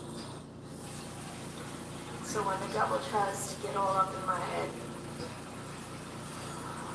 and tell me lies, I turn, I look him dead in the eye, and I tell him, no weapon formed against me shall prosper. Amen. Like, literally, is this Stacey Dash preaching? Yeah, this is Stacey Dash preaching, but wait, she's not done. Then I tell him, behold, Jesus given unto me power to trample on serpents and scorpions and over all the power of the enemy, you, and nothing shall by any means harm you. All right. Before O'Shea goes in, listen, I'm all for upgrading yourself. I'm all for your own personal, internal character development. All right? We all ain't perfect when we come out the womb, right? Like, we gonna make mistakes. We gonna figure it out. We gonna, hopefully, if we're a winner, figure ourselves about, invent something new, chase a new goal, build a new purpose. But however, I notice a pattern, or a trend rather would be a better word, of these types who have willingly sold their bodies to the world before in the past. And I believe that she's been on Playboy. And then once they reach a certain age, notably when that wall hits, they grab a Bible and start Bible thumping, preaching the word of God as if they was a devout from day one. Now she still runs heavy with the evangelical content, but my only critique and or criticism is that she's doing this simultaneously while joining the OF subscription train. Quick emergency meeting. I was recently searching for my name online and found way too much personal information, which brought me down this weird rabbit hole of how that could have happened, and found out that there's companies out there called data brokers that will sell your data to marketers, scammers, and even stalkers. And it's a nasty, disgusting feeling knowing that there's bad actors out there selling my information, selling your information for profit. But that's why I'm recommending today's sponsor, Aura. Now, I use Aura to automatically remove my information from these sites and keep my information off. But they do other things as well, such as bank fraud and identity theft alerts, VPN access. But guys, utilize my link down in the description box down below for a 14-day trial. At least see if you've been compromised. Privacy is king in this day and age, and you should know if your information is out there. So again, utilize my link, aura.com/NTR in the description box down below to try 2 weeks free. That's way more than enough time to see if your personal data has been exposed. Go now. It's interesting because Stacey Dash got back into church, but if you look at her profile, it says official Stacey Dash, Catholic clean mother actress. Now, she is a Catholic talking like this. This sounds more of a Protestant feel, like, you know, shouting at the devil, talking down to the devil can't hold you back. This is not how Catholics talk, but this is how Stacey Dash is kind of talking. She's like a blend in between the two. Now, you got to know that Stacey had a real big issue with alcohol and drug addiction for so many years, and so when she got out of that, she then got into church. But every now and again, we will see signs that, Hey, so, tough morning.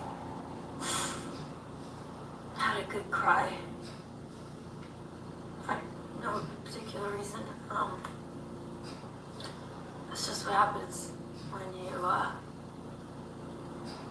you have PTSD and so she'll have these clips of her crying because she says she has post-traumatic disorder, PTSD, which is nothing to joke about.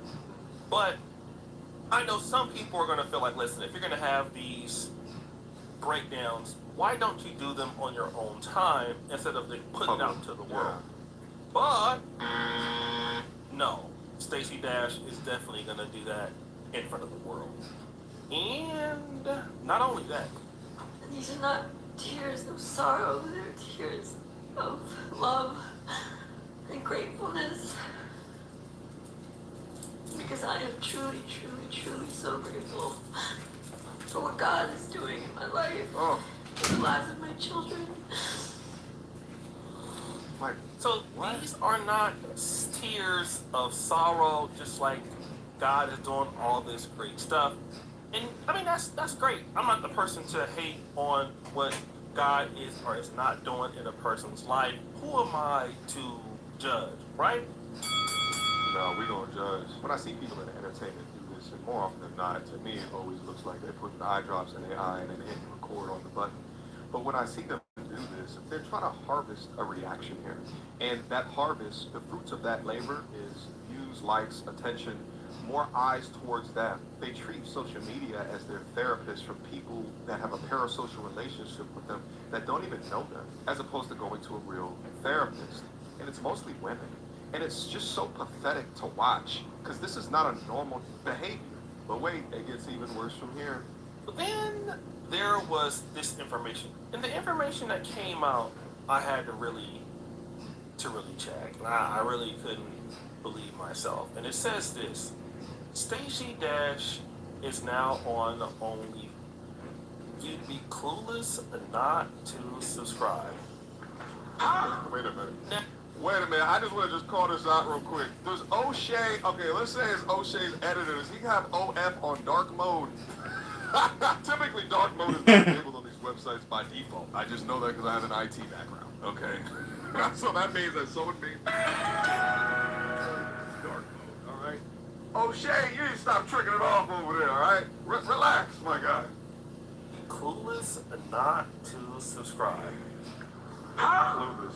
Now, this is going viral all over Black social Yeah, this media just sad. because Stacey Dash With is Stacey Dash. Christian, but she's on Only now. Just because she's on Only, it doesn't mean that Stacey Dash is on there doing something that's new. We're not saying that, but I didn't subscribe, and I'm definitely not about to go over there and pay. Down. But then Stacey Dash, while she is still beautiful, she is 58 years old. Yeah. And this got me to thinking.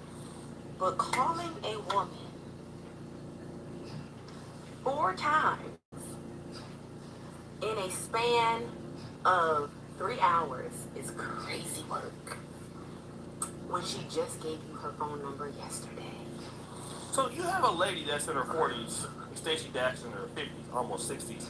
This lady is complaining about meeting a man that's called her like 4 different times in 3 hours. And obviously, that is creepy, but it's definitely more creepy. Yeah, I was going to say, that's a bit much, all right? That's a lot. If you Relax. are getting these calls from a man that you don't feel is on your level or is he attractive and all of that. Also makes me think about something else. What if Stacey Dash would have been able to be, number one, sober, and to find a man who could deal with her and take care of her? Because we all know the real thing right now is that Stacey Dash probably doesn't have a whole lot of money. All right? She just doesn't. Yeah. She's on TikTok doing some weird dances. It's crazy. People think that, she's delusional, something is wrong with her. And so what's happened now is while Stacey Dash is still beautiful, she's 58. She's been married and divorced. It's game 4 times. over. And, Stacey Dash is in a situation where a lot of women never think they will be, which is alone, by yourself, and now you become $5 who is now on Only. Yeah. Well, I mean, she smacked into that wall at hypersonic speed. And this is Yeah.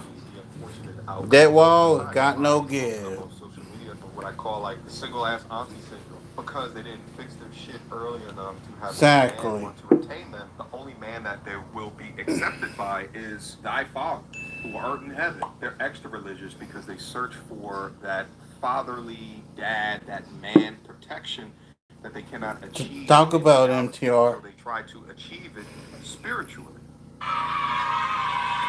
That's what's happened in so many words. What's she doing? So number one, you didn't pick the right man, or you're not valuable to the right communities so that you could scale up and be in the industry and provide a value.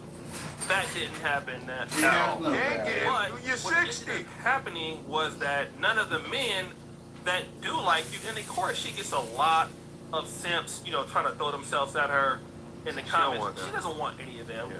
And so now you're this Christian who loves the Lord, and you're on Only, which Only, if you want to be honest, it is known for a site that is associated with a lot of sex activity. And so this is what OnlyFans is known for. I mean, I don't care what anybody says. That's what it is, okay? If you don't think that that's what it is, that's what it is. So it really looks bad. And people are going to have this to say about her. Sisters with Proverbs 31 tat on their chest, come to the front. Sisters that's fornicating, come to the front. Sisters that aborting their babies, bring your ass to the front of the classroom, because I'm talking to you. Listen, that's half dressed on the internet, in public. Come on, I'm talking to you too. You cannot serve your flesh and your spirit at the same time. You cannot serve God and mammon. You have got to pick a side. And it's time. Pick a side, sis. Stop being a hypocrite. That's why people don't go to church now. You have got to start reading and applying the scriptures to your life on a daily basis. Examine yourself. Listen, and there's so many other websites that she can utilize in order to try to sell private content. Let's say if there's not Playboy type pictures that up on there. I didn't look either, just like O'Shea. But she chose this, and she chose this for great purpose. She uploads content to her IG and her TikTok of her dancing like that, and at an angle where you can see them angles, and I've seen a couple with like her stomach out, her belly out. She knows exactly what she's doing. She's made a career off of monetizing what it is that she looks like. And like similar to the Melissa Ford situation, tries to act oblivious to the steps that they are making to continue to utilize that. But this is the pattern that we see so often. They'll discover God and start talking about faith and scripture and still be selling components of their sexuality on the side. Peak hypocrisy. And it's one thing when they're young, but when they're 60, banging on that wall, it's beyond ridiculous. But just picture if she was able to humble herself enough earlier on in life, 4 divorces ago, to figure out how to appropriately work with a man who's form fit for the type of lifestyle that you want to lead. But, you know, she grew up in the feminist girl boss movement and work with a man. Are you serious? But instead, her life was filled with alcohol, trauma, destroyed relationships, leading to baggage that no man wants to deal with. That's the truth. Basically, you're a hypocrite to your own message. I'm sorry. I don't even care if you're not doing anything on OnlyFans. The fact that you are there when you know people are on the website, it is not a Christian thing to do. Like, imagine T.D. Jakes, a pastor who loves the Lord. And obviously he wants to make money. He wants to sell his podcast, like his clips. Would T.D. Jakes ever go to OnlyFans? No. You have people in brands that talk about the fact that because they're on OnlyFans, not even showing just being on OnlyFans, people want to get away from them. And the only reason why they're on OnlyFans is because that's their lifeline. And that's also why OnlyFans made a move, I think about 1.5 years, 2 years ago at this point. They moved away from this move, but they were trying to get adult content off of their site. They were trying to do that because of the amount of brand dollars that they were missing out on. But then they realized that the brand that is associated with it, even if they got those people out of the site, it's not going to transition the brand enough to generate enough revenue to substantiate the dollars that they would be losing out from losing the adult creators. But inevitably, didn't make sense, so they hop to the original business model. And then that brings me to this. Oftentimes, big-time church girls try to Rest in peace to the Godfather. use the Bible as a weapon against the men that they date. Yeah. To hold you biblically accountable for everything that it says a man should be, but yet not hold themselves biblically, morally, or ethically accountable to anything that it says a woman should be.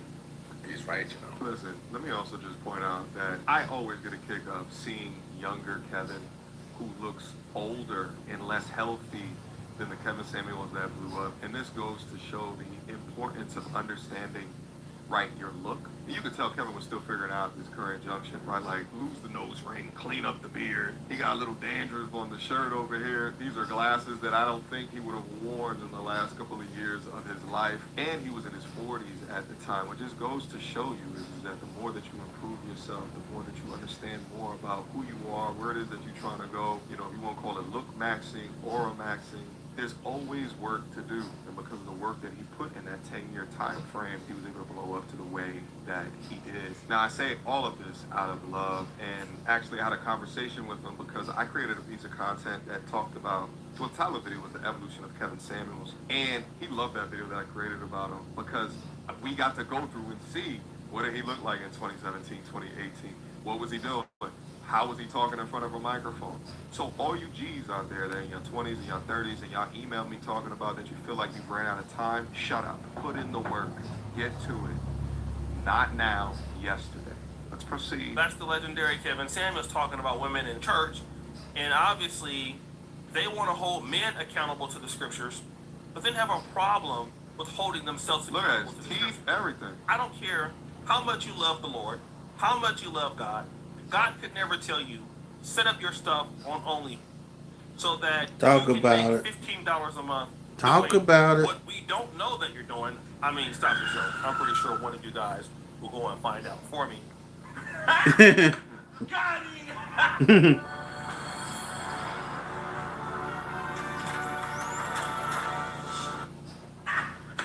Got him! But I mean, it's another loss, and it's down bad. And again, what you keep seeing is these ladies can't get a man to take care of them. They can't find somebody that will take them seriously. So what happens is God becomes like the person that they're dating, and everything that is wrong with their life, God vindicates them. Like God never corrects them. Right. God never challenges Because he them. God forgives never all. convicts them. No. Right. What God does, God is only there to make them feel very good about whatever the hell they feel like being good about. Talk about And, old Shay. again, this is why a lot of ladies like Stacey Dash, when they say that they are Christian in God, and you know, they talk about God, It's for faith. they talk about religion, they talk about how everything has changed for them.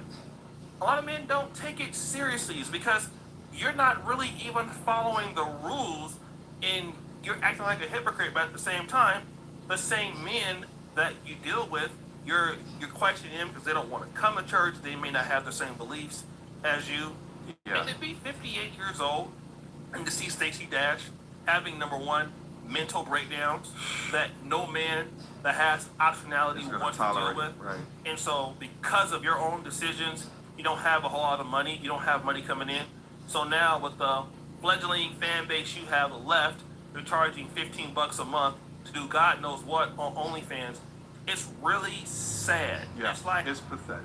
hey, seeing your high school quarterback or your favorite NFL running back retired on crack on the streets when you remember them when they were like at their strongest or at their best. It's like, you know, seeing like a football player you love have like brain damage or can't talk anymore.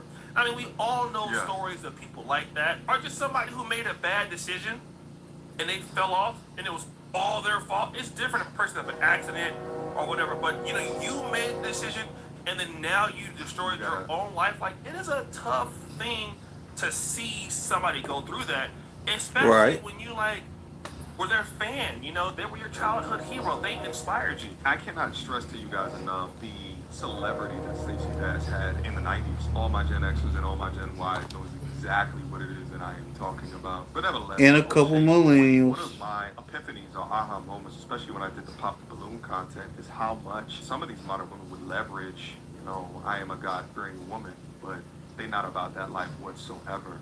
And they'll utilize, right, brand components from being religious as a way to cast judgment on everyone around them except for themselves. Meanwhile, they doing their dirt about they lonely.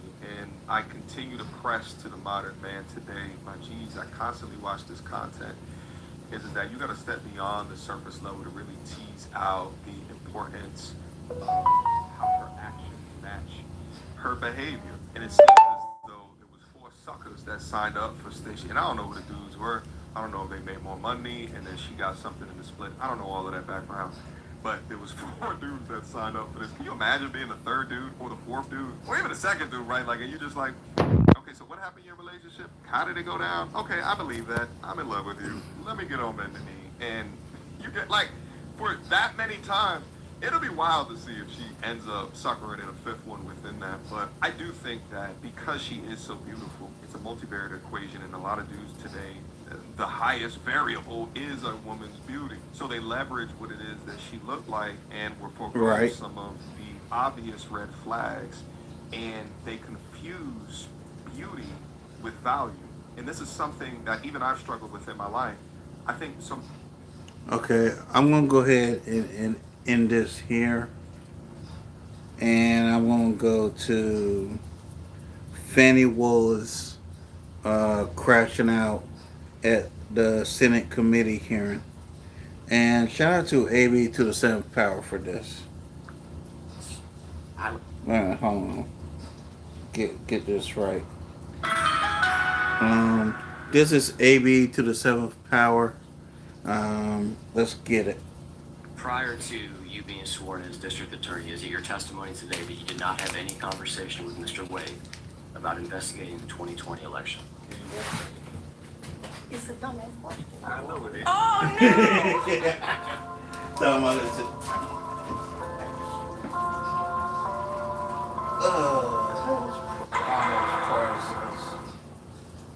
Okay. Who was a part of the team that made the decisions on who you would keep and who you would go? What was the consultation process after the interview? And I can ask you this question a second time if you want to answer the first one. But trying to get to how many people did you retain from the former DA's team, and then how many people were brought in that were new? I don't remember. I might have fired 50 or 60 people, but I don't remember exactly. Okay. The AJC did an article on she fired people, to which I told Fulton County I was going to only bring the best and the brightest. So I was always confused as to why that was a surprise. Was there a lead on your transition team? I was the lead. I was the DA. Okay. Was there another person you consulted with more than the others? No.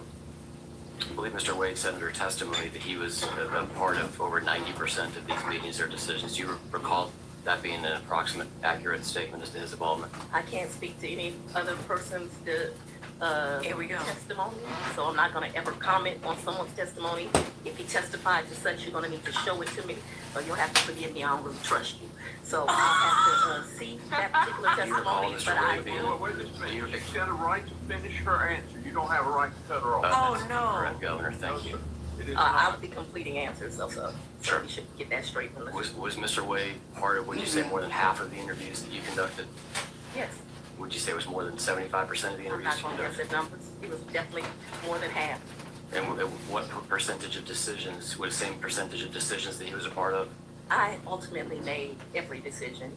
I take wise counsel from a group of people. So I took wise counsel from him. I took wise counsel from Deputy Bond. Ultimately, I made the decision on who stayed and who went.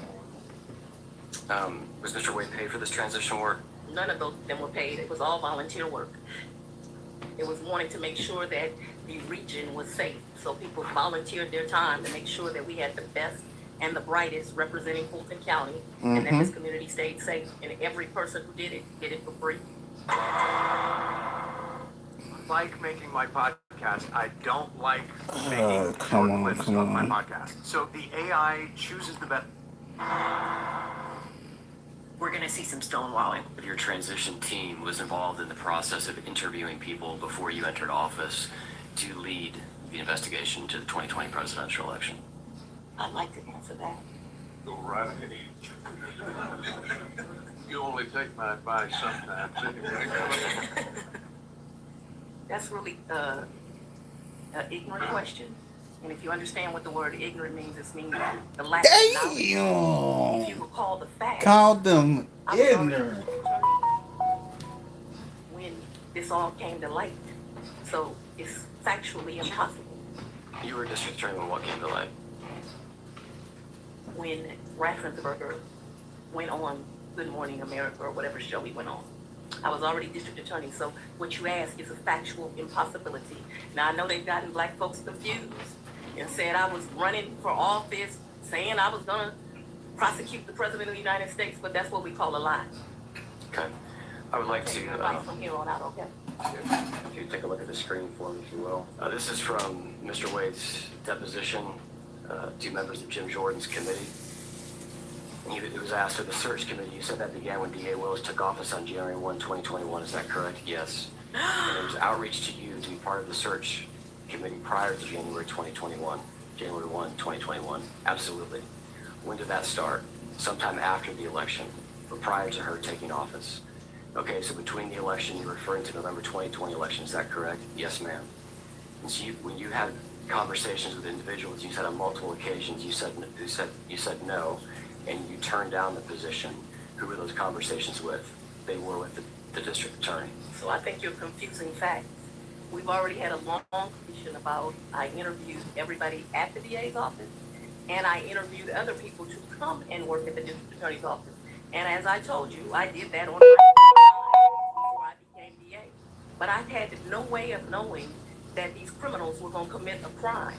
And that did not come to light until January of 2021 when I'm actually the DA.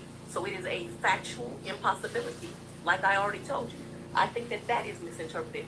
He's absolutely correct. We looked for talent for the district attorney's office before I became the DA. I didn't wait till the day I took office to look for talent that would represent my office. But I was unable to look for talent for a case that didn't exist before I took office. It's factually impossible. It's common sense. You don't need to be a lawyer.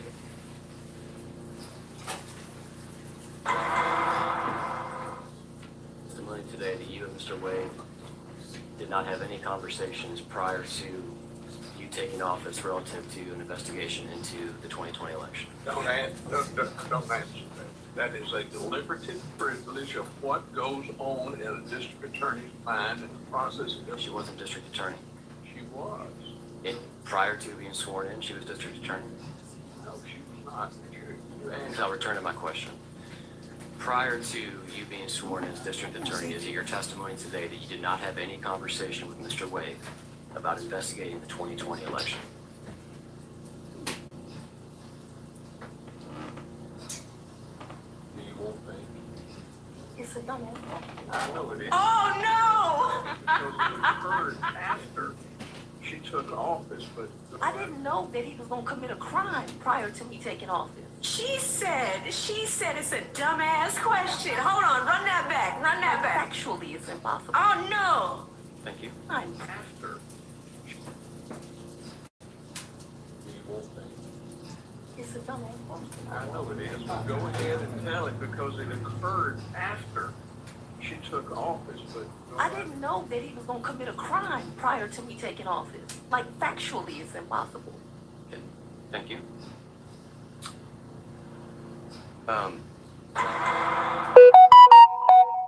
When did you decide to hire outside of your office a special assistant district attorney for this election case?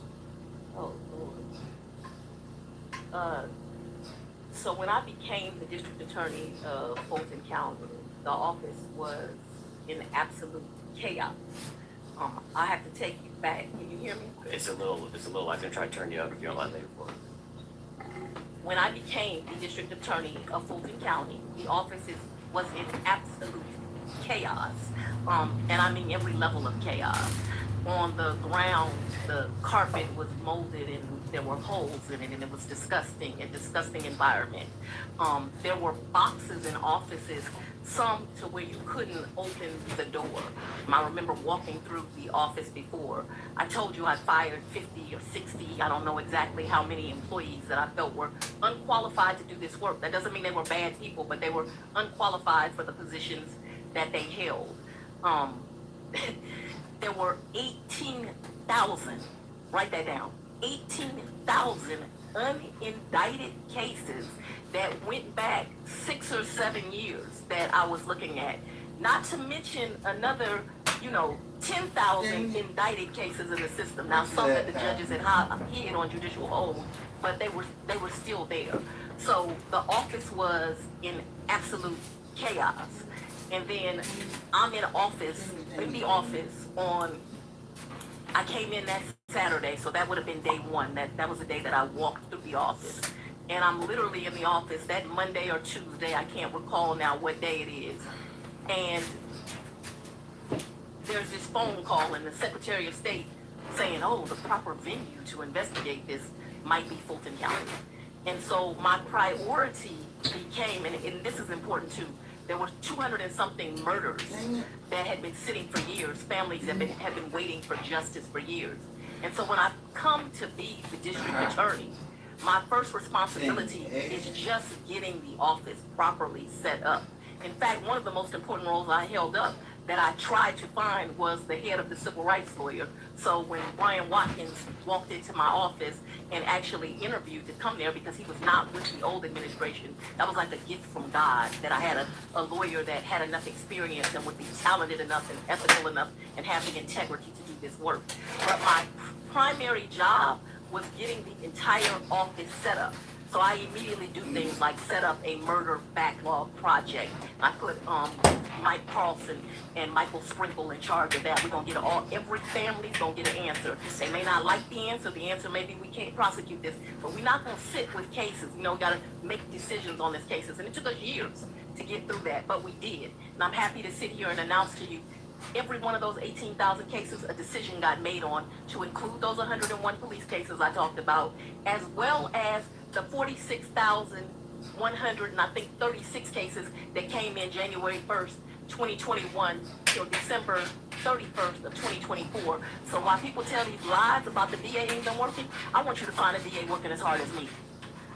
My question was, when did you decide to hire outside counsel, a special assistant district attorney, for the election interference case? When it became obvious that this case would take so much investigation to learn the truth, and that I would need people that could focus on that, and although I had talent in the office that was being developed, each and every member of my staff had a priority. See, this is the most important case to you. Let me tell you what the most important case was to me. When I walked in the office, there had been 2 black children that had been killed. Sequoia Turner and Kennedy Maxwell. Those were the 2 most important cases to me as a DA. And I needed to make sure that those families got justice, but the cases didn't come with a bow on them. In fact, one of the cases was particularly not done properly. And so my priority became making sure I had the talent to make sure we got, Listen, it's an easy question. When did you know that you needed to add another person to the team? That's it. all of those cases done. If you're wondering, both those men are doing life right now for taking those children from us. That is probably around $40 million. That's a speculation and a guess. That includes state money, grant money, and that's not an exact number. I don't do the budget. I have very high-level conversations about that. Okay, can you give us a rough breakdown of that, the county budget and the state budget? I cannot, and I'm not going to guess for you. Oh, does the federal government give you any money? I do have some grants, yes. The only source of federal money you get is from grants? To my knowledge, I don't. There may be something else. We may have some federal seizure money. If we do, it's not much. So I don't know. I don't want to speculate. If I say, oh, they gave me grant money and this federal seizure money, and you find some line item someplace that I don't know, you'll swear I was trying to lie to you when the truth is I don't know the correct answer. I'm just trying to get to, I know you He's just looking for run total tight costs. ship over there, you're proud of your work. I would assume that you would I'm have the some best sort DA in the Southeast. Why wouldn't I be proud? Oh, What's your annual budget? I told you it's around $40 million, but I do not know an exact number. And what's the approximate source of funds that you receive from the state versus the county? Like every other district attorney in the state, do not receive enough funds. I told you that you all pay 20 to 25 ADAs. I don't know the exact number. I don't have it in front of me. You pay 2 legal assistants and 1 investigator. Now, Fulton County is 1.2 million people. It's the place that when people come to Georgia, they're coming. It's to Atlanta on a daily basis. We have 5 million people. And we are very improperly funded. If this committee wants to do some real work, it'll get serious about crime fighting among this state. From every rural community to I'm answering my question. Answer the question. Okay, well, if this committee wants to get serious about legislation to make the communities in the state of Georgia safer, they will invest more money in every district attorney's office across this state. That's the rural DAs need more, the middle size, the residential, and the big cities like Atlanta. All of us need more resources to be able to do our job appropriately.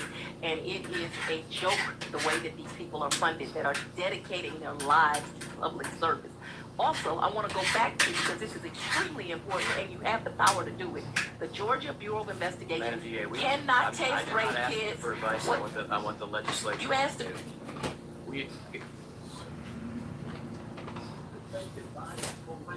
And we will get to that time.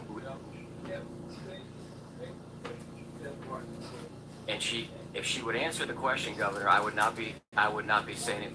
She's pontificating on everything from rape kits, which was what she was about to get into. The question was the amount of money that came from state funds and county funds. And she doesn't know the answer to that question. The answer is, I don't know. The question isn't let me talk. The answer is, let me talk about rape kits. She did this last Back year. to the line of questioning, I'm going to give you latitude here, Madam DA, but same way in a courtroom, there are guardrails as to what we need to stay in and within. Indeed, Governor, and this is not a courtroom. I have plenary power, Governor, to conduct the meeting. This Absolutely. is crazy.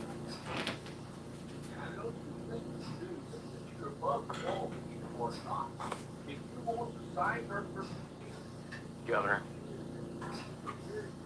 And I can examine you on your back. And I will be glad to take it. We know the motives. He's on the Governor, ballot. Governor. Oh. This is a hearing of the Senate Special Committee on Investigations. Not worried about those convicted illegally and locked up. Why is it that you run ads? American Musical Supply is your stop for anything and everything music. With hundreds of brands and 4 warehouses nationwide, you can get all the gear you need in 2 days or less. Add in 0% interest financing along with an all-musician customer service team, and you can see why millions of musicians have chosen AMS. Ready to see the AMS difference for yourself? Head on over to AmericanMusical.com.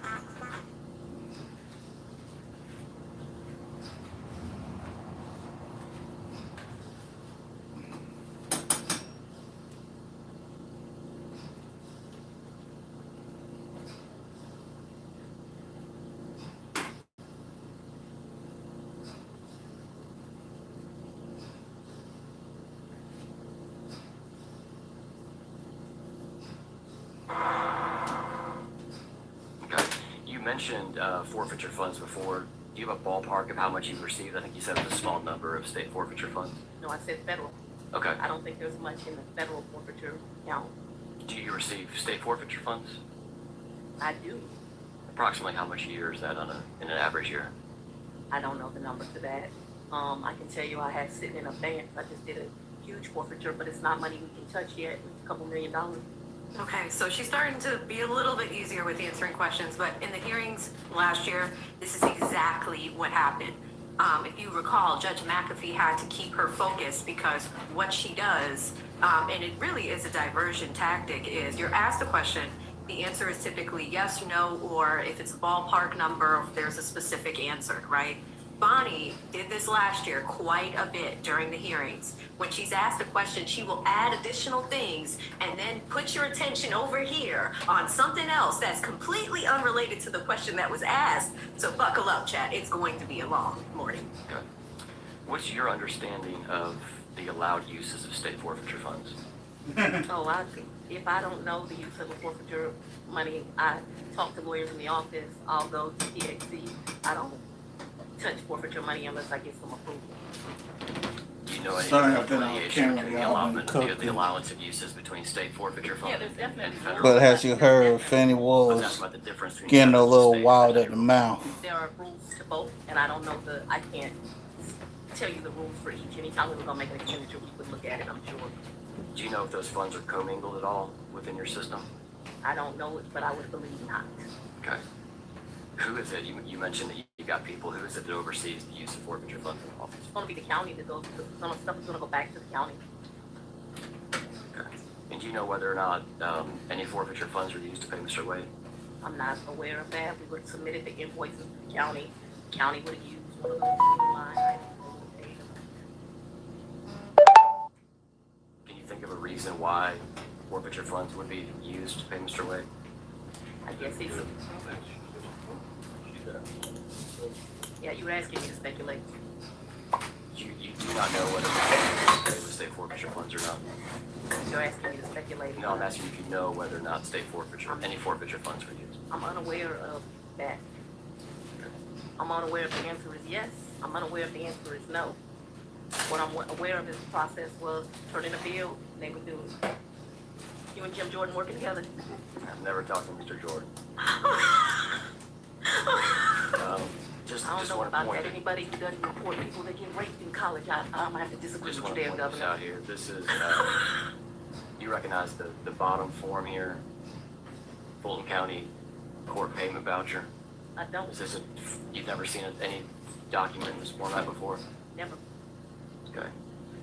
Well, this shows a number of things here. It shows what fund it was paid from here, which is 440, which is your the forfeiture fund account.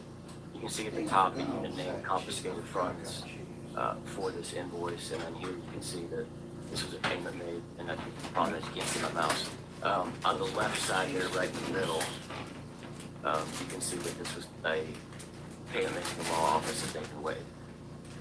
In reviewing for your testimony today, we just reviewed the bills and looked through different sources of funds that were used to pay Mr. Wade. I know your testimony is you were not aware that forfeiture funds were used. We saw Mr. Wade was paid from forfeiture funds and from the county general fund, which is Fund 100. And that's why I was getting to the uses of forfeiture funds to pay independent contractors. Do you have any knowledge of any restrictions that may be around the concept of using forfeiture funds to pay independent contractors? I do not. It was my understanding that Mr. Wade was paid out of my professional services. So describe for me the experience level of your top paid, or somebody that would fall within the category of the top paid assistant district attorney that works for you at the $200,000 a year, and to Governor Barnes's point, plus benefits. Let's just say that that's $250. And if I take that divided by 2,000 hours, that's about $125 an hour. I don't understand. Dang. My question is, what is the experience level of the assistant district attorney? Are you trying to intimate that you're going to tell me who to hire and how to do my job? Uh-oh. The wonderful people that have hired at the top of your pay scale. At Okay, I'm $200,000 back, a y'all. year. What is their experience level? Because I'll let you answer that, and I'll ask my next question. 20 years of practice or Okay. more.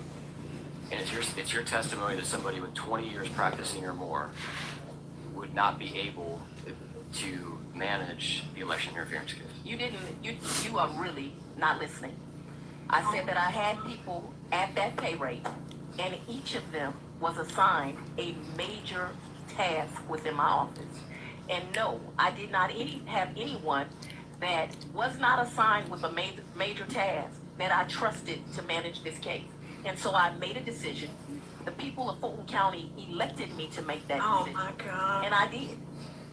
Is there a reason why you decided to go the special assistant district attorney route via independent contractor as opposed to a new full-time hire? I think it's asked and answered, sir. Okay. You don't have to pay first. Governor, I'm happy for you to provide counsel to your client, but in terms of testimony, that's what the district attorney is here for today. Can you describe? Give you fair notice. I'm not going to allow a person to answer repetitive questions that have been answered time and time. Were there any internal policies that you had that kind of drew a line between when you would use your internal staff versus hiring a special assistant district attorney, or was it more so based on workload like you described? It was based on my decisions. Okay. At its peak, how many total attorneys were working on the election interference case?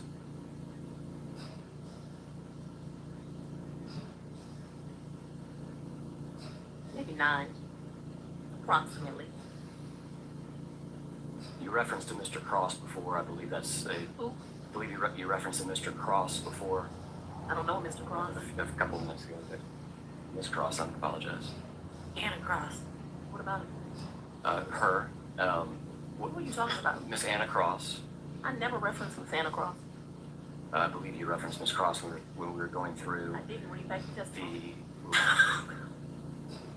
Can you give me the breakdown of the total attorneys that were on the case? How many of those were full-time within your office, and how many of those were independent contractors?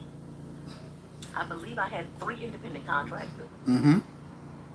We're still going with the echoing mic in the party chat, hurting just about everyone's ears. It's time for you to get a new one. This one from Maono, the PD100W, is the best for your budget, and the main thing about it is that it's wireless, so no more wires are going to be in the way. The contractor. One of those being Mr. Wade. Who were the other two? John Floyd and Anna Cross. Diversity. White male, white female, black male. Diversity is intentional. What kind of experience do you look for in those special assistant district attorneys?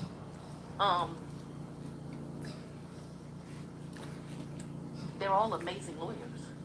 John Floyd is the RICO expert. He wrote the book, literally.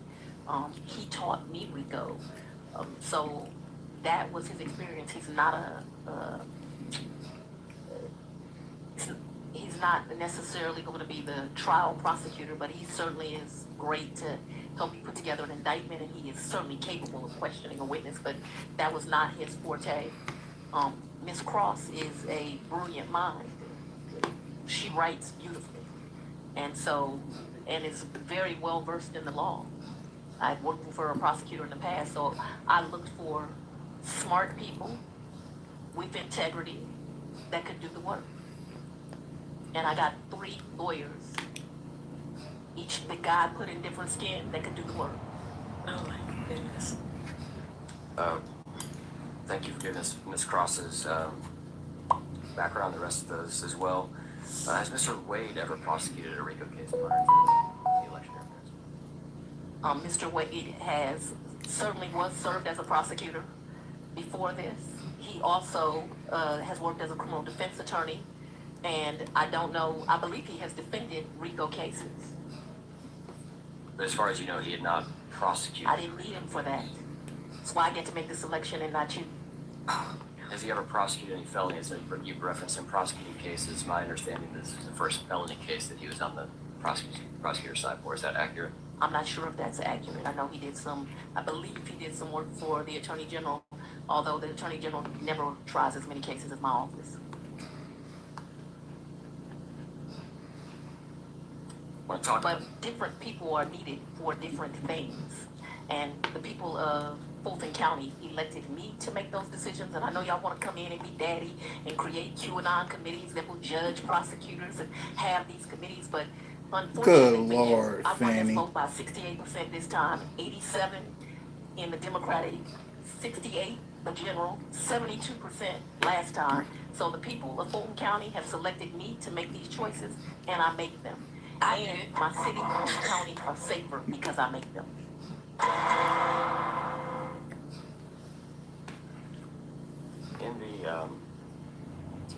In your project, Oh, damn, I'm eating on Ashley camera. Merchant, My bad, y'all. conversation around what she referred to as block billing. How would you describe block billing? Oh, let's talk about Miss Merchant. Let's just talk Uh-oh. No. Don't come after Ashley. about She bought a binder. She got a binder on Ashley. So I'd like to talk about what this committee did the last time we were here, and for the press, I will have 50 copies of this, so each person. Oh, let me shout out to Dennis Byron. The last time y'all had a committee meeting, you all purported this lie that I had the honor of meeting Vice President Kamala Harris. No, I'm going to answer this question right now. And when you stated that, you stated that it was me and it was Mayor Dickens. And then you put this exhibit up for the entire world to see. How disingenuous, how lacking of integrity for Miss Merchant as an attorney to put it up, and for Cowsert, who I noticed is cowardly not here, to have it here. This clearly says, I'm at a Black History Month project.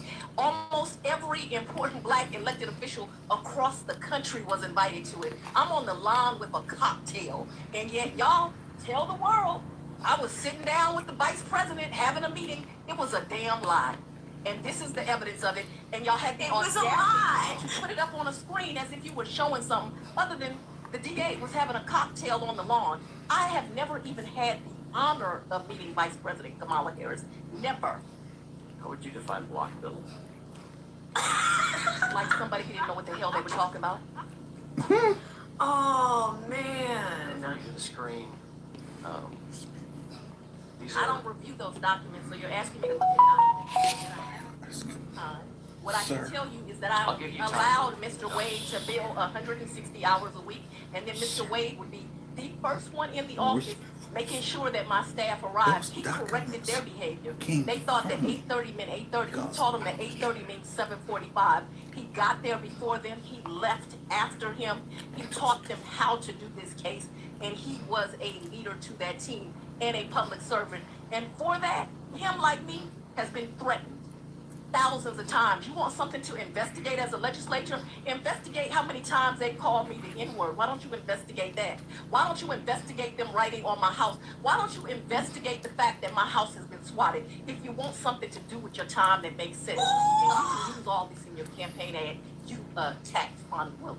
What have you done, sir? Nothing. I'm going to refer you to the screen. I know you said you don't approve. I don't look at this. I've never seen it, so I can't talk to you about documents I don't approve and don't review. Can't talk to you about it. Who does approve the documents in your office when invoices come? I thought we did. I don't believe you said who reviews the invoices and approves the invoices in your First of all, I have no first-hand knowledge of it. You have no first-hand You want me knowledge. to testify about something I don't have any first-hand knowledge of? I'm asking. Are you asking me to speculate? Because I've clearly told you I don't have any first-hand knowledge of it, and I'm not going to speculate. The question is, when an invoice comes into your office from a special assistant district attorney, what is the review process for that invoice before it's paid? She said she has a deputy of operation, and he reviews, or she reviews, and then it goes through the county. So it's a repetitive question. What's the name of the deputy of operations? The question has been asked and answered, and I believe it goes straight to the county, so I'm not sure. Dexter Bond, to speak, is $160 a month. Also, I have referred several times to the rates of the AG. I would like you to know that in 2020, the Attorney General of this state paid $52,000 in attorney's fees. I've done initial $52 million in attorney's fees with the top recipient in that year, initials AF. I've taken off their name at $3,593,000. That was for 2020. In 2021, again, in excess of $52 million, with the top one in that year being AD as the initials, $2,673,000. I should note the great Josh Belafonte was one of the recipients that year, and he made $1.3 million in 2021. In 2022, the AG's office spent on special prosecutors $55 million. DS being the top recipient for that year, $2 million, $200,000. Josh Belafonte made $911,000. In 2023, the AG's office spent $65 million with the top recipient making $5 million, initials MR, and I'm going to finish. And They cut her mic off. They cut her mic off. And just to clarify, I want to make sure that I have the record correct here. You're unaware of who Mr. Wade? I can't recall those level of details. I know you want to take me back to 1948 where the African American prosecutor only prosecute certain types of people, but I prosecute and stand up for all victims that come into my circuit. When was the special purpose grand jury impaneled? I don't remember the date, but that's an interesting point. 2 grand juries said these people did these crimes. The date that I have And the grand jury was made up of independents, Democrats, Republicans. The date that I have is January 24th of 2022. Does that seem like it's within the range of being the correct date? So I already stated I don't trust you. I understand you're trying to run for lieutenant governor right now. Anything you want me to testify to, I'm going to need to see. Okay. Were you aware that in between the time of the special grand jury being sworn in and receiving evidence, Mr. Wade traveled to Athens, Georgia to meet with officials from the White House counsel's office? I don't recall. On the right-hand side here is the meeting that I reference.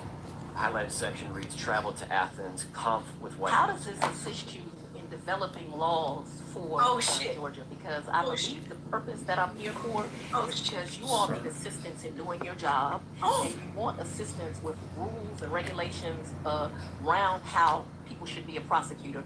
And it made sense to me that you'd come to the best prosecutor in the state to ask for some advice. But I'm confused as to how this assists you and what the purpose of me being here is. The committee has a broad purpose. I'd be happy to refer to council as to the overall purpose of the committee, but my question for you is, as it relates I to don't this think it's trial- relevant, so I'm rejecting on relevance. We're not in court.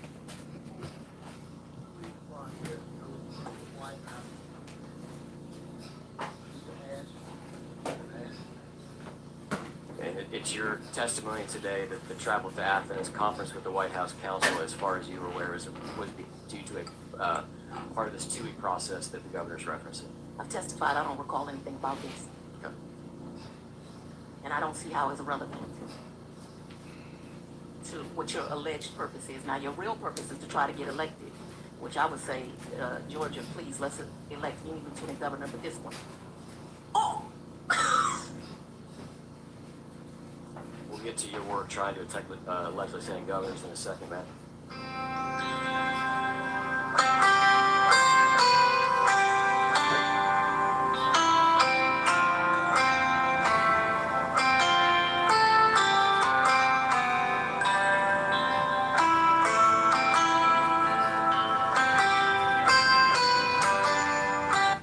But for now, we're talking about the I've done no work with an elected governor, but if I will do some work with this. I see that Counselor left you alone today, I'm not. and he is running to be Attorney General of this state, Madam, and he is not qualified to be such. By record, by this document where he put up a false document trying to prove that I met with the vice president, that shows you he does not have ethics. But there is somebody running for Attorney General that has been a state prosecutor, a federal prosecutor, a civil rights attorney in the state's legislature. So if people want to vote for people that are ethical and actually have the experience to do the job, I say go donate now to Tanya Miller.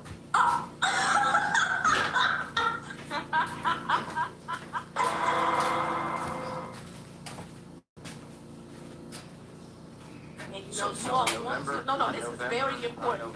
You all want to intimidate people from doing the right thing, and you think that you're going to intimidate me. You all have been trying to intimidate me for 5 years, which is why I have not been able to live in my house for 5 years, because the N-word has been written on my house. Thousands of threats have come to my office, and instead of doing some legislation, when someone, when someone says something inflammatory that you know is going to cause them to be the victims of crime, you ought to do something about it. But you see, I'm not Marjorie Taylor Greene. I ain't gonna quit in a month because somebody threatens me. I took an oath to do the right thing. People came into my community and committed a crime, and I indicted them. And rest assured, if someone else comes in my community and commits a crime, I will indict them again.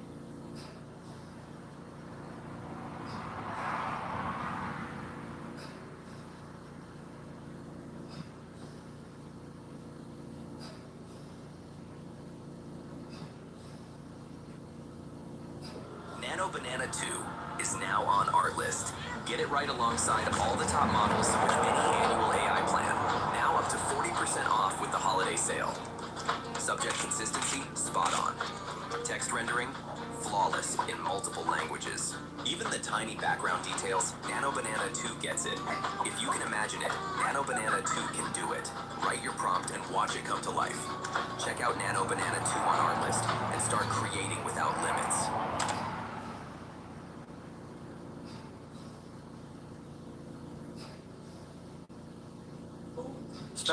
Special Purpose Grand Jury released its report just under a month after this time frame on December 15th of 2020. And said 39 people should be indicted, but in my discretion and looking at the evidence that was the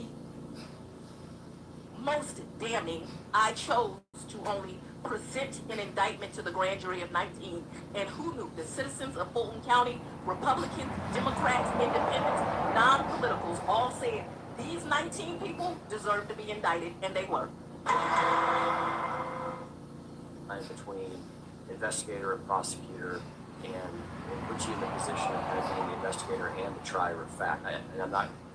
I don't know if you've heard about this testimony or not. I haven't heard this testimony, but what I do know is Coca-Cola and the girl that sells lemonade, they both sell liquids, but it ain't the same work. And so you brought people from jurisdictions that do not do the complexity of cases that I do. Now, all work is honorable work, so hear that. And prosecutors everywhere are trying their best to uphold the law.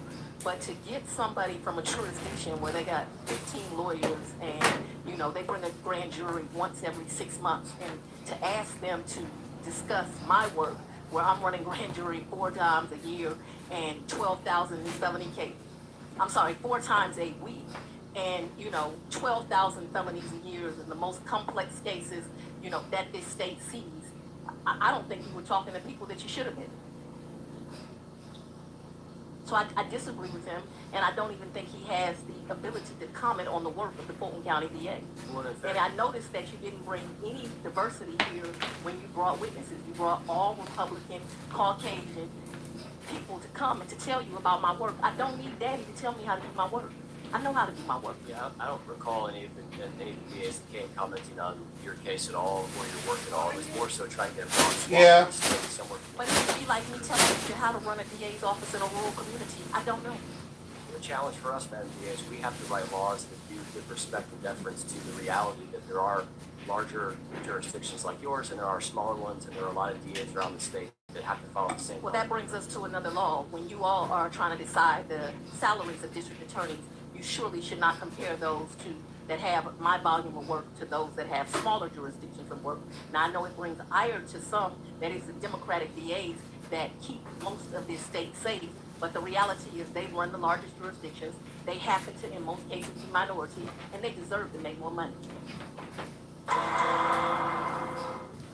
I may not believe in your politics. I may think that today is nothing but more than evil and you're trying to get yourself elected. All of that being said, I don't think anyone should threaten you and your family. And I think if you're here to protect, you ought to establish laws that if someone uses hate speech and that creates an environment where people like myself are threatened doing their job, we ought to do something about it in Georgia. Just a couple of quick questions on the open records law and your thoughts on it. I think it is a challenge to get to this concept of what is abuse and what is not abuse. As it relates to Ms. Merchant, though, the court seemed to indicate that The court indicated that a CFO would not be in the weeds, as I was not. And we gave Ms. Merchant many documents, and she abused me. So if you look at what they said, the court said that the CFO, which is what I am of the district attorney's office, I wouldn't be involved in the weeds. What I know is that when you have 1,600 requesting, we do the very best we can. What's a shame is because we had people abusive, I now have 3 attorneys working on open records, 2 master level people and an employee. None of those people are doing the work that I care about. What I care about is getting gangsters off my street. What I care about is getting people that sexually assault children. I don't hang out with human traffickers or the victims. I care about representing people that are trafficked. Like, we've got problems here in Georgia. They're real problems. This is a major metropolitan city, and I'm standing on the line here trying to keep people safe, and y'all have me in here with this foolishness. I indicted them, I'm indicting them again. If they committed a crime in my jurisdiction, I don't care if you like it. It's not 1948. No, let me get to this. It's not 1948. I know that you're offended that it... I didn't. So here's the question. They cut her shit again. All we had to do was talk about it, and Opus Clip. Oh my God. I'm done. I hope y'all enjoyed this little bit of time that y'all had with me. Like, share, subscribe. I'll see y'all later. Peace.